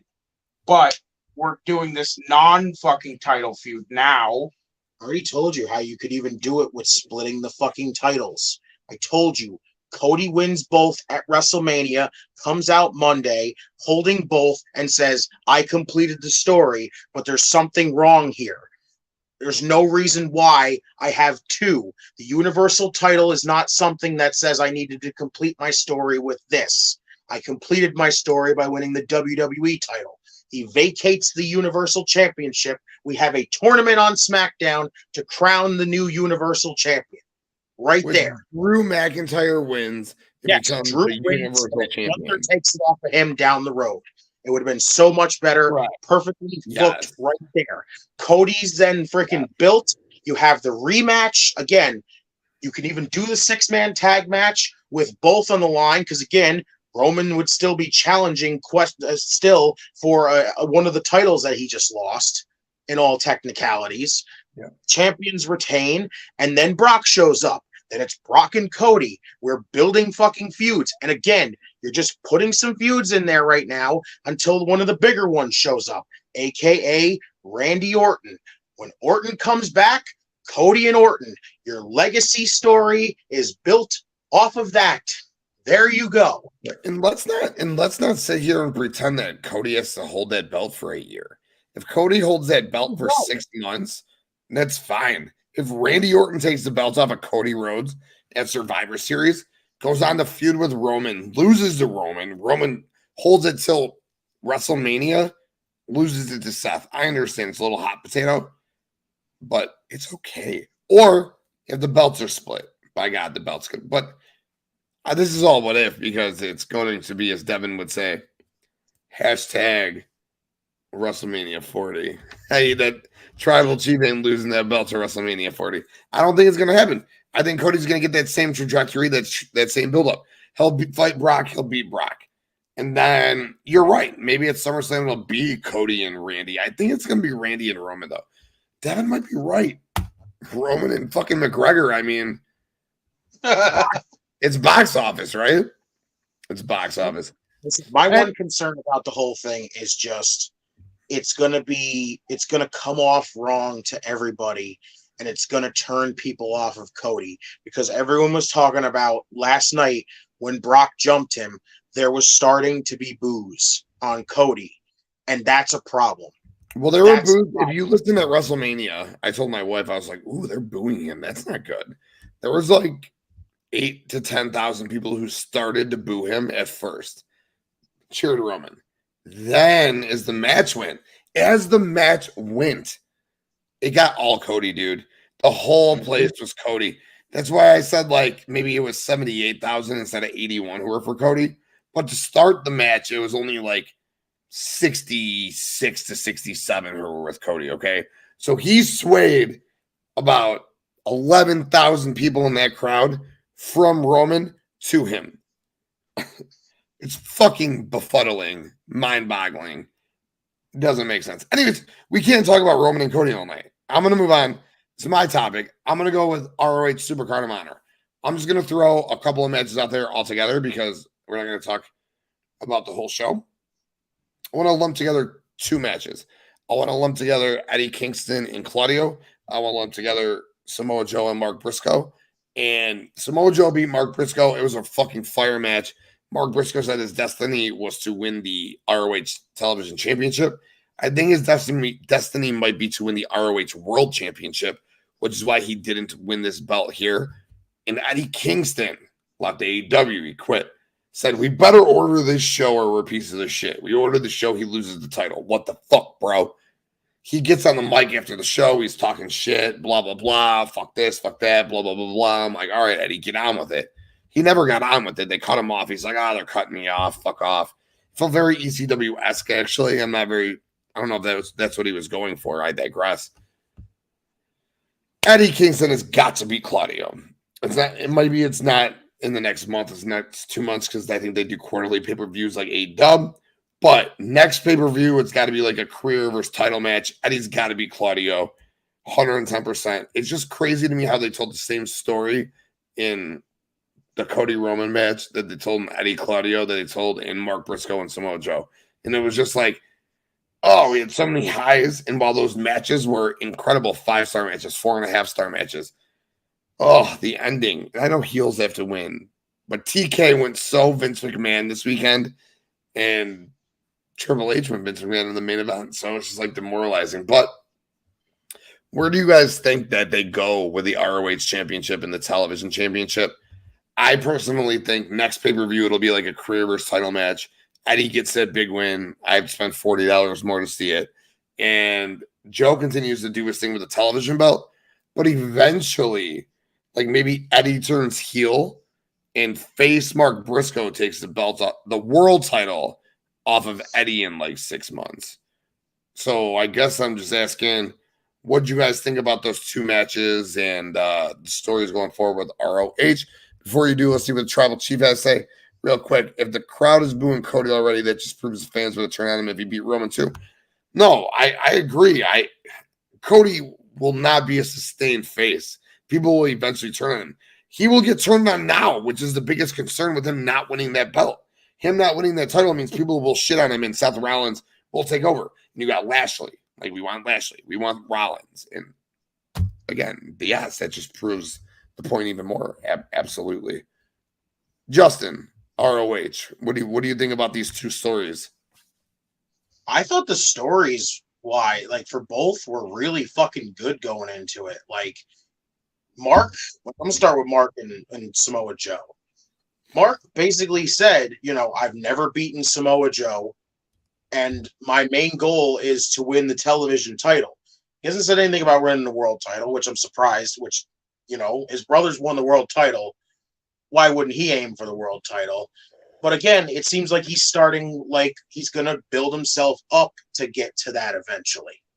But he wants to start with the TV title, and again, he's got to go through Joe, somebody who he's never beaten, to do it. That story is absolutely compelling in every way possible. Like, when that match happened on Supercard of Honor, I was so invested in that shit, and I'm like, Mark's going to do it. Mark's going to fucking do it. And Joe passed him out, and Joe retained, and I went, no, come on. It was right there. Like, what a moment that would have been. Again, it was like right there. The story basically says, hey, Mark's going to do it. Mark's going to fucking do it for his brother. He's going to do it for himself also, because he's never won this title. He's never beaten Joe, and now he's finally going to get the chance to, beat Joe, win the TV title, start near the bottom, and then build himself up to eventually win a world title. But they cut it off again, and it surprised the shit out of me. And again, Claudio and Eddie, the way Claudio and Eddie's story is, Eddie is hell-bent on trying to gain Claudio's respect after so long, and that's what their whole entire story is Claudio's never respected Eddie in any freaking way possible, but Eddie's doing his damnedest to prove to freaking Claudio anything, that he can get the respect from Claudio. It's like, Eddie was right there. And again, they keep sweeping the rug out from underneath Eddie. EddieKingston Every time. constantly gets made to look like a loser, and it's ridiculous. He always gets these big matches like this, and they never freaking do anything with EddieKingston. And that's the shit that annoys me. It's like, why? Like, EddieKingston's the guy that I'm supposed to be terrified. If I walk down an alleyway and fucking like a dark alleyway and I run into EddieKingston, I'm supposed to be like, fuck you, I'm out of here. But they make EddieKingston look like a fucking chump at every fucking turn they can. And that's the crazy thing about it. I don't know really what the point is. Like, why? Like, what is, like, EddieKingston seems like a real one, like a real fucking, like, he's one of the real ones. If you piss him off in the wrong way, you're going to fucking want to run for freaking cover and hide from him. But it's like, now, the way they make him, it just makes it look like everybody can kick his ass. And it's just like, why? You built up the story. This right here, this story's been going on for a long time. And Eddie's still trying his damnedest, still to this day, to prove to Claudio that he can, like, get respect from him. And again, they just sweep the rug out from underneath him. It just, again, it's compelling story-wise, but you don't get the outcome. And I don't understand. Like, it's so weird. I think it's because they want, and again, I convinced myself of this. The story will convince us of this. I think they want to just tell the story of Eddie. He loses and loses. He's a perennial loser. So when he does beat Claudio, he will earn his respect. He'll get the handshake. I mean, Eddie's Mox's best friend. Claudio's running with Mox over here. Claudio's beating Mox's best friend's ass over here. He'll get the respect. He'll get the win. But yeah, the MarkBriscoe, my stomach went from like, I'm like here, my stomach just sunk, dude. I was like, oh, like I was on a roller coaster. When Eddie lost, I was like, fuck, Tony, what are you doing? And again, I get it. We shouldn't be happy after every show. We're not supposed to walk away happy. Flair, and like Devin was trying to say earlier with Roman, with the interference, Flair walked away 11 out of 12 times as champion. Or he walked away 8 out of 12 times as champion, and those 2 out of 3 of those weren't legit endings. It would be a DQ where the champion thought they won the belt. They would take the belt to the back and be like, nope, you're not the world champion. And sadly, as much as we want, some of us still want the face to go over when they should. The heel has to win. Jeremy, talk on ROH. Well, both of the matches themselves were fantastic. They were great fucking matches. There's no ifs, ands, or buts about it. The build, I don't really watch Rampage where a majority of ROH is, or I'm not subscribed to Honor Club, so I didn't see most of the build. So I had to do a little bit of research, and then we watched the buy-in or the 0 hour, where they talked about it plenty of fucking times. Yeah. I understand both of the stories. Mark, he's doing it for his brother. He's doing it also because he's never beat Samoa Joe, and he needs to do exactly that. He needs to beat Samoa Joe and win the television title. But the fact that he didn't do it was so shocking to me. I thought for sure there wasn't a shadow of a doubt in my mind that MarkBriscoe was going to win that match. But the fact that he didn't was so shocking to me. And then having him go on social media and play with everyone's heartstrings and have him go, tonight I've wrestled Samoa Joe, but Jay also wrestled Eddie Guerrero. I'm like, are you fucking kidding me? Like, come on. It was such a blow again. You're just recovering from seeing him lose, and not only lose, but getting passed out in front of kids and his family and his wife. And then having him say some a sentimental thing like that, it's like just a double whammy. And then with Eddie, it fucking sucks what they're doing with Eddie. I really like they're Eddie is so over. He was over in AEW, and they didn't do shit with him. And then they bring him over to fucking ROH. He's still over there, and they're the first time that they have a chance and have the reasonable and like the perfect chance to give him the world title because of, in all honesty, he should have won. They just don't. Eddie Kingston is ROH/AEW's Bray Wyatt. He's all talk, and then he gets in the ring, and he's always booked to lose. He can never back it up, and that it's getting to the point where it's like, for me personally, it's hard to, like you say that you feel like Eddie Kingston is going to win, but I feel like it's getting to the point where it's hard to even believe that. It's hard to believe that Eddie Kingston is going to go into a feud and this potentially be his last opportunity in having him win. It's getting to the point for me because I've seen so many opportunities where Eddie Kingston should have won a match or won a big match or won a title or won a feud in general, and they just don't do it. They continue to make Eddie Kingston look stupid and look pathetic. And Eddie Kingston he's a badass. Yeah. He's a fucking crazy son of a bitch. And they're making him look like a fucking loser. I don't get it. I really hope that they do give Eddie Kingston the world title. Because in all honesty, as much as Claudio is a ROH original, I don't think he is ROH for good. That's why he is AEW.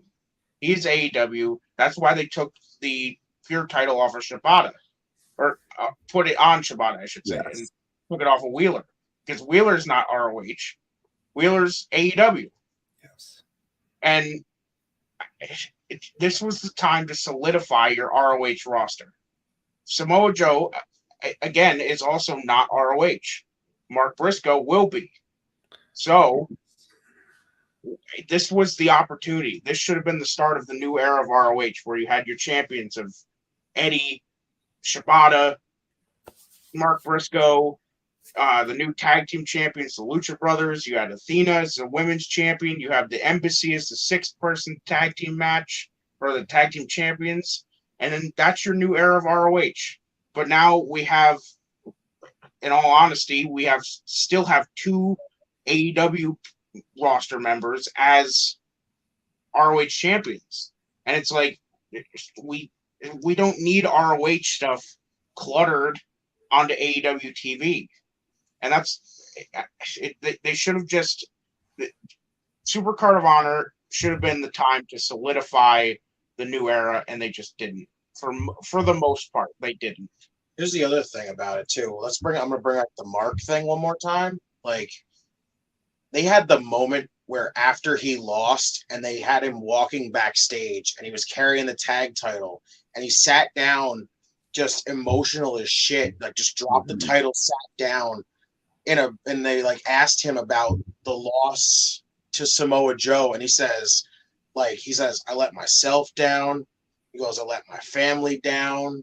I let Jay's family down. I let my brother down. I'm like, dude, fucking more tugging at the fucking heartstrings moments. Like, holy shit.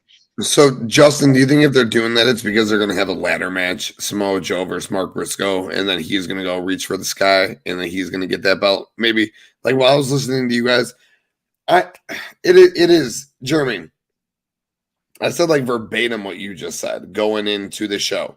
Claudio has to lose, therefore Claudio is AEW. Wheeler has to lose, therefore he is AEW. Do I think Wheeler's going to lose to Shibata? No, but he's got to lose that belt, so he is AEW.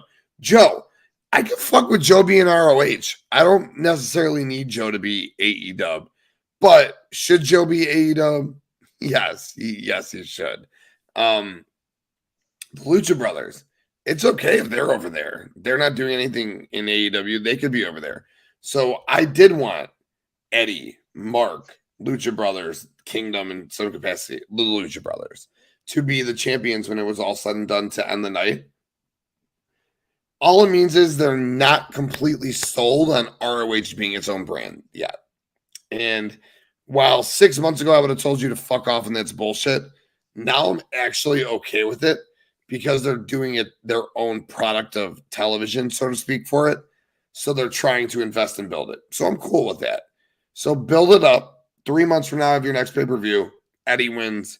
Maybe Mark beats Joe in a ladder match. You got your Lucha Bros over there. Athena, like you said. Now you have all your champions. The rest of them to go to AEW permanently. But, dude, we need to fucking separate these brands permanently. No more Claudio on Dynamite with the ROH title. No. Eddie over there, ROH title. Claudio, go do BCC things. And the four of them are finally together.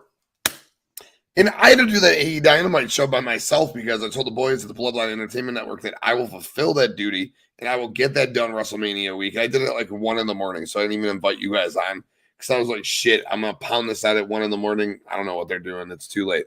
But we can also make that another topic. The BCC have not been together, the four of them yet. Fuck it. I'm going to ask you guys. I'm curious about it now. Let's talk. They're together. How many times have we complained? Claudio, Mox, Brian, Yuta have never been together. Ever been together. Finally, they're together. Get rid of those belts. The ROH, pure, gone. Title needs to be gone. The four of them are together. What do you think about this BCC elite thing, Jeremy? It was awesome. The segment on Dynamite with Brian's music hitting, and they're like, oh, it's Brian, and he comes down, he's like getting Mox and Claudio and Wheeler away. He's like, what are you guys doing? Come on, guys, this isn't how we do things. And then he's just like, all right, now that I got everyone into position, I'm just gonna go into the corner, wait, and BAM! He fucking wailed Kenny with that knee. He got every single little bit of that, and then the beatdown afterwards was mwah, chef's kiss. Perfection. The whole thing, it wasn't exactly how I booked it. I wish they would have went to his house and fucking smacked the shit out of him. But I still got it. I got to admit that it was still fucking great. It was everything that I expected it to be, and I'm just glad that the four of them are finally together and we could start this build. Yeah, because I didn't think Brian was going to be with them, and you did say go to his house, smack the fuck out of him, and do it. And I was like, yeah, okay, fucking whatever. Yeah, good, great call, dude. Justin, just fucking excited. Are you kidding? That shit was awesome. Holy hell! Like when they surrounded Kenny and Brian's music hit, I go, okay. I'm like, oh shit, it's Brian. Like, what the fuck? Yeah. He comes out and it's just like, hold on, guys. Wait a second. We don't roll this way. And I'm like, I'm just sitting there. I'm like, I don't know there, guys. I don't trust Brian. I'm a little sketched out by him. But he just keeps like going. Don't worry. It's like, we don't roll this way. I don't know what the hell you guys are doing. Just go. And I'm like, all right. So Brian's undecided right now. Psych. Never mind. He goes in the fucking corner, hits the flying fucking knee, locks Kenny in the freaking label lock. I'm like, this is fucking epic. I love it. Like, again, flexing. Yeah, fucking awesome. Like, you can't get any better than that. Yes, would it have been fucking cool to watch them go over to Brian's house right in front of the freaking, right in front of Brie and slap shit out of him a couple times? Like, we need you. Get your ass up. Come back. Just, what the hell are you doing? Like, it would have been fucking awesome. But no, he made up his mind. And we got all four freaking Combat Club, because I refuse to call them Blackpool Combat Club, because the Blackpool doesn't exist anymore. Combat Club back together, and it's going to be epic. I can't wait to see what the hell the freaking Elite's going to have planned for this. Like, again, I don't know what the hell can really happen with the story now, with one Buck being injured, but now... It's a great part of the story. You can bring it... Oh, well, I didn't even think... Well, it literally just popped in my head. Didn't think about it till now. Who's tougher than a Buck? That's a Takeshita. All right. You would easily bring in Taki to replace one of those pussy bucks and make that elite side far fucking better, dude. Just saying. Just saying. But everything you guys have said, fucking big facts. We've wanted this. We've wanted this for 6 months. Never been on screen together. More importantly, the 4-on-4. I thought it was going to be 3-on-3, and that was going to be orgasmic. Oh, we could get 4-on-4. How? Brian's not going to. Brian always came out the heel tunnel, but Brian's not an actual heel. Brian came out the heel tunnel on Dynamite and then went full heel. And all this means is we can get Brian versus Kenny 1-on-1. We can get the 6-man with fucking Mox, Yuta, and Claudio against the Bucks and Hangman. We can get some variation of a tag match.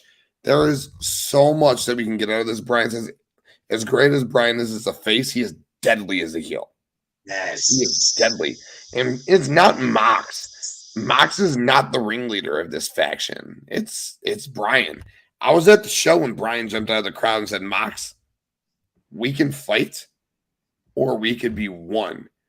And Mox said, okay, bitch, fight me. So then they fought and then they became one. That's when Regal came out, smacked, which was dope. They fucking did the thing with Yuta. Brian got hurt. They brought Claudio in. 4 of them never got together. Finally, what's bigger than Jon Moxley, Bryan Danielson, Claudio Castagnoli, and Wheeler Yuta at this point, okay, against Kenny Omega, Hangman Adam Page, and the Young Bucks. And you got the drama of Don Callis trying to make sure that Kenny separates himself from the Elite because Don wants Kenny to go singles because Don wants Kenny to go get more singles gold. So what if Don is setting up fucking Kenny this whole time? Not setting up Kenny, but setting up Kenny's friends. Maybe what? I can't take credit for this night. I forget where I heard it. I think it was Ivan. I want to say it was Ivan. But what if Don Callis is actually working with the BCC and he's like with them and he's trying to take them out? I said I don't think so because I think Don Callis just wants Kenny to go singles because Don Callis like is infatuated with Kenny Omega the way Paul Heyman is infatuated with RomanReigns. So I think that he just wants Kenny to go singles and that's why he's trying to take out his friends.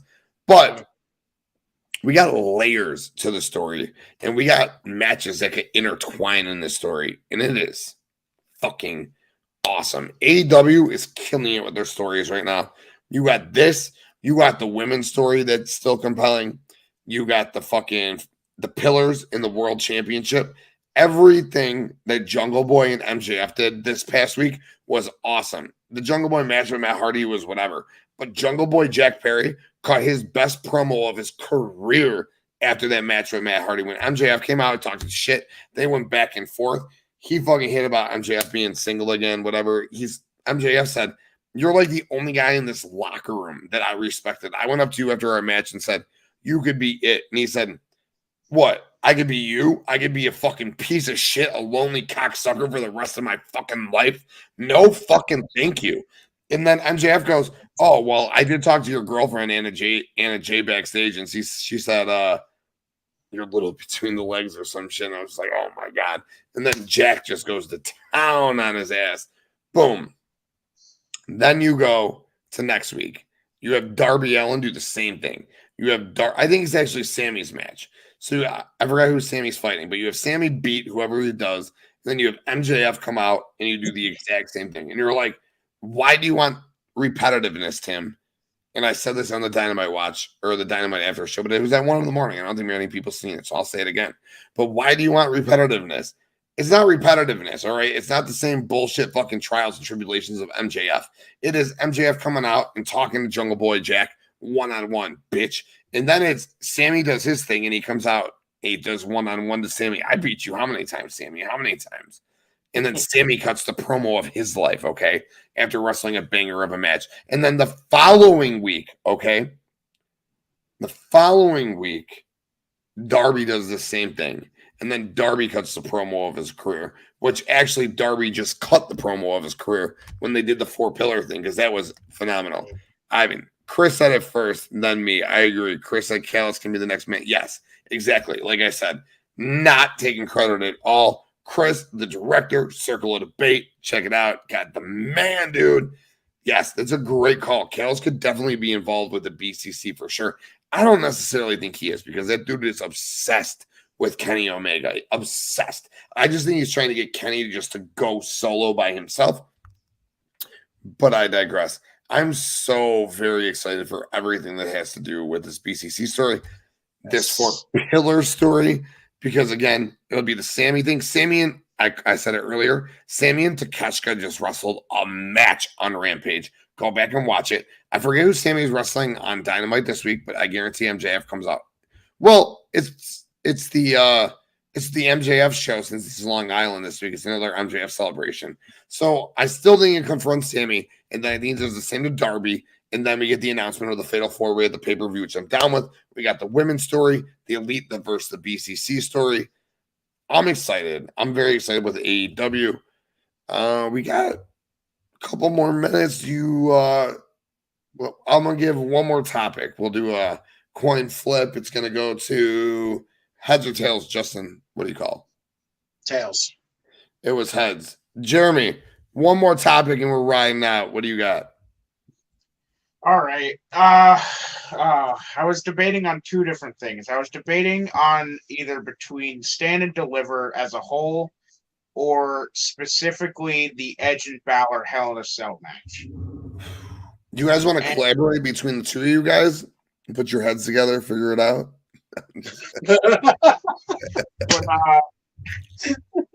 I think I'm going to go with Stand and Deliver. Love it. Good topic. The show overall was fucking fantastic. Maybe one or two matches that weren't all that great. Like we had the tag team triple threat match for the men's tag team title where it wasn't all that great. Yeah. And you had the women's tag team title match, which wasn't terrible, but it wasn't like it was exactly what you kind of expected it to be.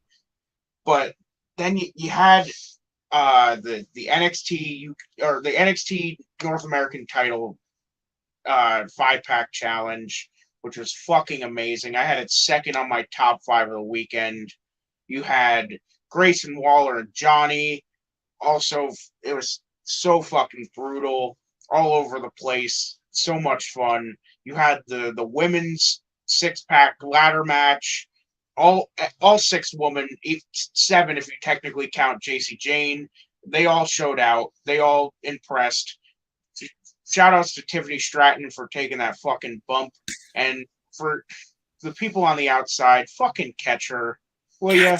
There could be no reason why we're worried about her fucking breaking her tailbone, because the 3 of them, I think it was Roxanne, Lyra, and Zoe, were in a triangle formation and didn't fucking scoot closer in so they could catch her and leave us. Did you hear that thud? It was yeah. Those fucking screams of pain were real. Like you could tell that she was like, "Oh fuck, ow!" She fucking dove head first from the top of a goddamn ladder, and the 3 people on the outside were like, like, what? How is that your first idea? Is to leave a space in between the 3 of you? I don't get it, but it was still a fucking fantastic match. And I mentioned it before, but Braun and Mello, it was really hyped up. And I'm gonna be completely honest with you, it really underdelivered.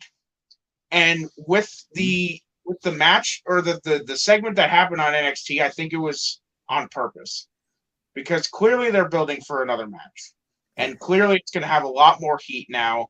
And I feel like their second match is going to be a lot better than their first one, because the first one just felt like a normal match they would have on NXT. Like, it just felt like a match they would show on a Tuesday and not the main event on the night or the evening before night 1 of WrestleMania. Like, it didn't feel like that caliber of match. It didn't feel like the caliber of match that everyone expected Braun Breaker and Carmelo Hayes to put on in the main event of NXT's biggest show of the year. It was still good, but it wasn't the caliber that everyone expected it to be. Yeah. Would you have done this Braun heel turn previous to this a couple of weeks before to make the match more juicy? Instead of having Braun Breaker be like, I'm just really looking forward to this match, Carmelo. We came in together, and I'm looking forward to this match. Like it realistically, it didn't have much heat to the feud. It just felt like two people, like it basically was just two people going into a match that they've both been waiting to have. But it's also like there's not much substance to that besides everyone's expectations. And everyone's expectations didn't live up to the actual match itself. And now that there's designated roles, with now Braun Breaker being the new heel and Mello playing the face in the situation, I feel like it's going to be a much better, compelling match, and it's going to be a lot more competitive. I love how you made Braun Breaker sound like Mr. Rogers a little bit. I was expecting you to go like full Scott Steiner, because every time I hear Braun Breaker talk, all I think about is Scott. So much like Me too. It just sounds like Scott. All you had to get was Carmelo Hayes. I'm gonna tell you right now, I'm gonna whip your ass and take back my NXT championship. Like, they say all men are created equal, but when you look at me and SamoaJoe, you know that ain't the case. Justin, would you say that this feud is very reminiscent of AJ Styles versus Shinsuke Nakamura when he won the Royal Rumble? Yes. It had that whole vibe of just, I really respect you and I can't wait to fight you. And that was the gist of what we're going to go off of. It's like you needed to solidify your heel and face dynamic here. Clearly, Braun Breaker's been getting booed. Carmelo's been fucking beloved. Same thing with what was going on with Shinsuke and AJ. Clearly, it was, again, face-face dynamic the entire time because, again, everybody was really kind of behind both of them. But at the end, you got your face and heel dynamic when Shinsuke hit him right below the fucking belt. Right now, we finally got that with a Braun Breaker turn. Again, now he can feed off of that crowd instead of having to, just sit there and be like, why are they booing me? I don't understand. Now it's just, let him fucking boo me. I'm going to break Carmelo Hayes in half and I'm taking back my NXT title. Like, let's fucking go. I want to see heel Braun. That's fucking dope. Again, NXT Stand and Deliver was fucking awesome. I enjoyed the shit out of the show. Again, yes, the main event was massively hyped and I still thought it was good. It just was like, it just didn't like compare to the hype they gave it at first to me. I just felt like there was more hype for it. And then it's like, we delivered a good match, but it's like, it wasn't at that same level as the hype was.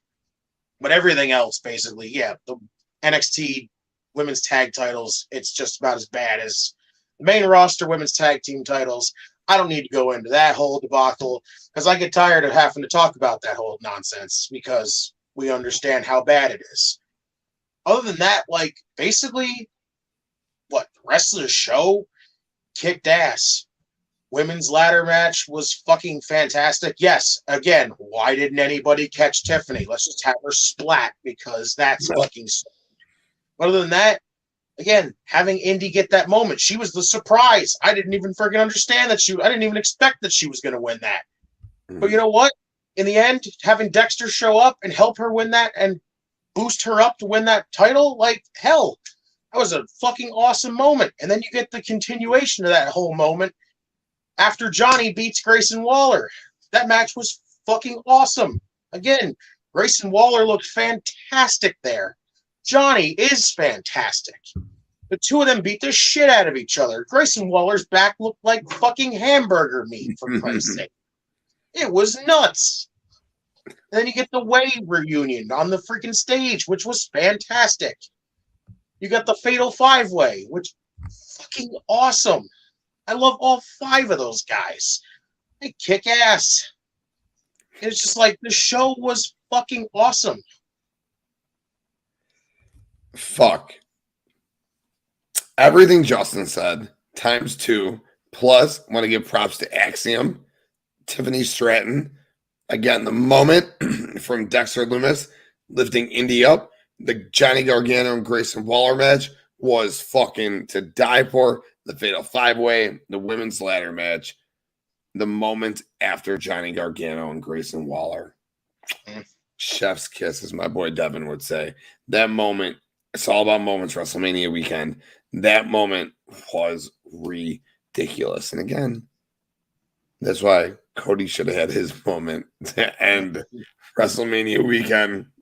To give us one last satisfying moment to end WrestleMania weekend with the pyro, the fireworks, after he gave the belt to Brody Jr., after he held Liberty up. Oh, kissing Brandy. Could he be John Cena? I don't know. But could he be close with Brandy and the little baby? Son of Dusted baby. Oh, he could. Oh, daddy. Called it a sleeper, daddy. Called it a sleeper. Yep, he did. He said it was the way it was ended, daddy. Yes, he did. And I agree. I thought it was going to be Roxanne, Cora, Zoe, Tiffany. I got like 4 people. But I thoroughly enjoyed this WrestleMania weekend from ROH Stand Deliver, or from ROH Supercard of Honor to NXT Stand Deliver to night 1 of WrestleMania, which was my favorite night, doing the watch along with my boys in JD. And it was just, again, incredible, from the showcase to Logan and Seth to Dom and Ray to Rhea and Charlotte to the tag team title match. That shit was absolutely an incredible night. WrestleMania night 2, whatever. Raw, woof. Vince selling the company, woof. Vince being back, woof. But you know, it wasn't woof. This fucking night altogether. NXT tonight, banger ass fucking night. Cora Jade's back to go after Indy Hartwell. Braun Breaker fucking heel turn. Let's go. We ended WrestleMania weekend on a huge high note with NXT. We ended WrestleMania weekend on a huge high note right here on the Tim King Show. Right here on the Bloodline Entertainment Network. And really, boys, as much as it's all about individuals, it's all about the Bloodline Entertainment Network. So put your ones up for the Bloodline Entertainment Network. It's everything you want. Monday through Friday, Monday through Saturday, Monday through Sunday, Sunday through Saturday. How does the week work? I'm trying to figure out how the week works. I'm not too sure. Well, let me tell you how the week works. Whether it's Sunday through Saturday or it's Monday through Sunday, we got shows 1 time, 2 times, 3 times, 4 times, even a night. The Bloodline Entertainment Network, whether it's sports, whether it's wrestling, whether it's entertainment, we are here for you. So hit that like, hit that subscribe. Other videos, go back, hit that like. But most importantly, hit that subscribe to the Bloodline Entertainment Network. And for me, I don't mean to be selfish, but it's all about BloodlineNetwork.com.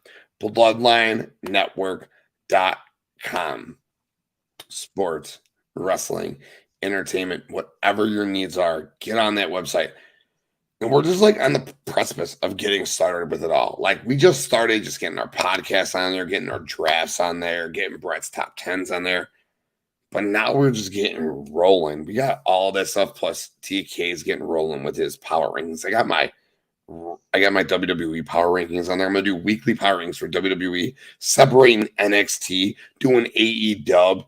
I thought about ROH, but that shit's like dark at the end of the day. I can't really bring myself to do an ROH power ranking. Sorry. And Impact is good. It's good programming, but I can't. But if you want weekly power rankings for WWE, Raw, and SmackDown combined, NXT, AEW, get on that website. Streets, my boy Streets, Roto Snipers, right here on the Bloodline Entertainment Network. You can find it every Monday night with Big Texas Ranger and Saturday nights with your boy TK doing football talk. But get on the website. He just put together a top 300 overall fantasy baseball rankings. In addition to that, he separated it out. I won't take credit. He did first base, second base, shortstop, third base, outfield. I put together this nasty, beautiful looking fucking page on the website. Full rankings. So everything's got a page. You want first base ranking, second base, shortstop, third base, outfield, starting pitcher, relief pitchers. Get on there. You can get 9 different tabs, all of your different fantasy baseball ranking needs. And if you think that's just it, just wait till fantasy football starts, dude. Your boy, Streets, rankings for days, power rankings. We're going to start getting news articles Bakley's weekly bet slips for MMA. Bakley just put together a bet slip for fucking WrestleMania. It was dope. We have so much amazing content, independent wrestling results, regular wrestling results, movie trailers are coming, anime stuff's coming. I'm telling you, bloodlinenetwork.com, we are just about to hit our stride. If you like fantasy wrestling, just think about hitting that Bloodline Network up.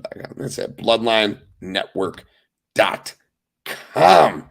Simon goes, Banger Mania. Oh, yeah, such good stuff. No, we love you, man. Mr. President, you are the man, dude. Ivan was there at WrestleMania all weekend. Had a fucking blast. That was great to see his videos and pictures. Boys, I love you guys so absolute much. Where can the people find you? Justin, Jeremy? You can follow me on Twitter at JeremyTime721. You can follow me on Twitter at JustinTime211. Again, End Time Wrestling Podcast. Find it. Give it a listen. Right now, you just got to listen to old episodes. Again, crazy stuff going on here. A lot of personal stuff. It's actually kind of been getting a little worse right now. But again, keeping my mind off of everything by hanging with the fam every time. It absolutely keeps my head right now. And I love you guys. Thank you for having us on the show when you can. Thank you to everybody who's had us on their show. You know, you guys are the greatest. We love you guys. No, you guys are the best, dude. I absolutely love you guys. Go check out Justin. He's going to be on World Elite on Thursday. Right here on the Bloodline Entertainment Network, we have so much content coming this week. Tomorrow night, we are fully fucking loaded. De Niro is back tomorrow night. I can't wait for him. I cannot wait for him to be back, man. He is the absolute best. We love De Niro, dude. Cannot wait to see what you got coming for us tomorrow night. Nick's going to be back sooner than later. I think I don't got the schedule in front of me. Damn, I'm butchering this shit. I'm so sorry, boys. Out of Here is definitely going to be this week. I feel like Out of Here is going to be Thursday night because that's its usual time slot. But I don't know if there's going to be a UW pod dropping. Nick does such great things with the Universal Wrestling Podcast and Out of Here. I'm just not sure when he's dropping it this week. But keep it tuned on the Bloodline Entertainment Network on Twitter at the Bloodline ENT, and on Instagram we will keep you posted with our schedule for sure. But De Niro will be back Wednesday for sure. We're gonna have Out of Here for sure. Nick's gonna be dropping an episode of the UW Pod for sure. There will be an episode of Circle of Debate this weekend for sure. Clark Street will be here Friday night at 9:45. Top Rope Wrestling will be here Friday at 7:30. Plus, I don't know, maybe tomorrow night at 9 o'clock you'll see your boy Central Standard Time and maybe a couple other guests doing an AEW Dynamite review from 9 to 10 Central Standard Time tomorrow night. A couple peeps are around. Well, your boy will definitely be here on the Bloodline Entertainment Network doing that. We'll see if I got a guest or two. And other than that, Thursday for sure, right here, we got WrestleBread, 8 p.m. Central Standard Time. Make sure you check out JD on WrestleBread. We're going to be fucking killing the game. Episode 181. Definitely doing a WrestleMania review on top of everything else.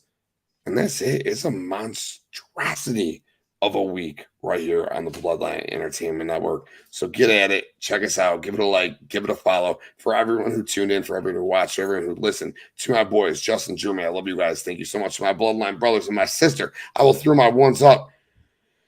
My stomach. One's up.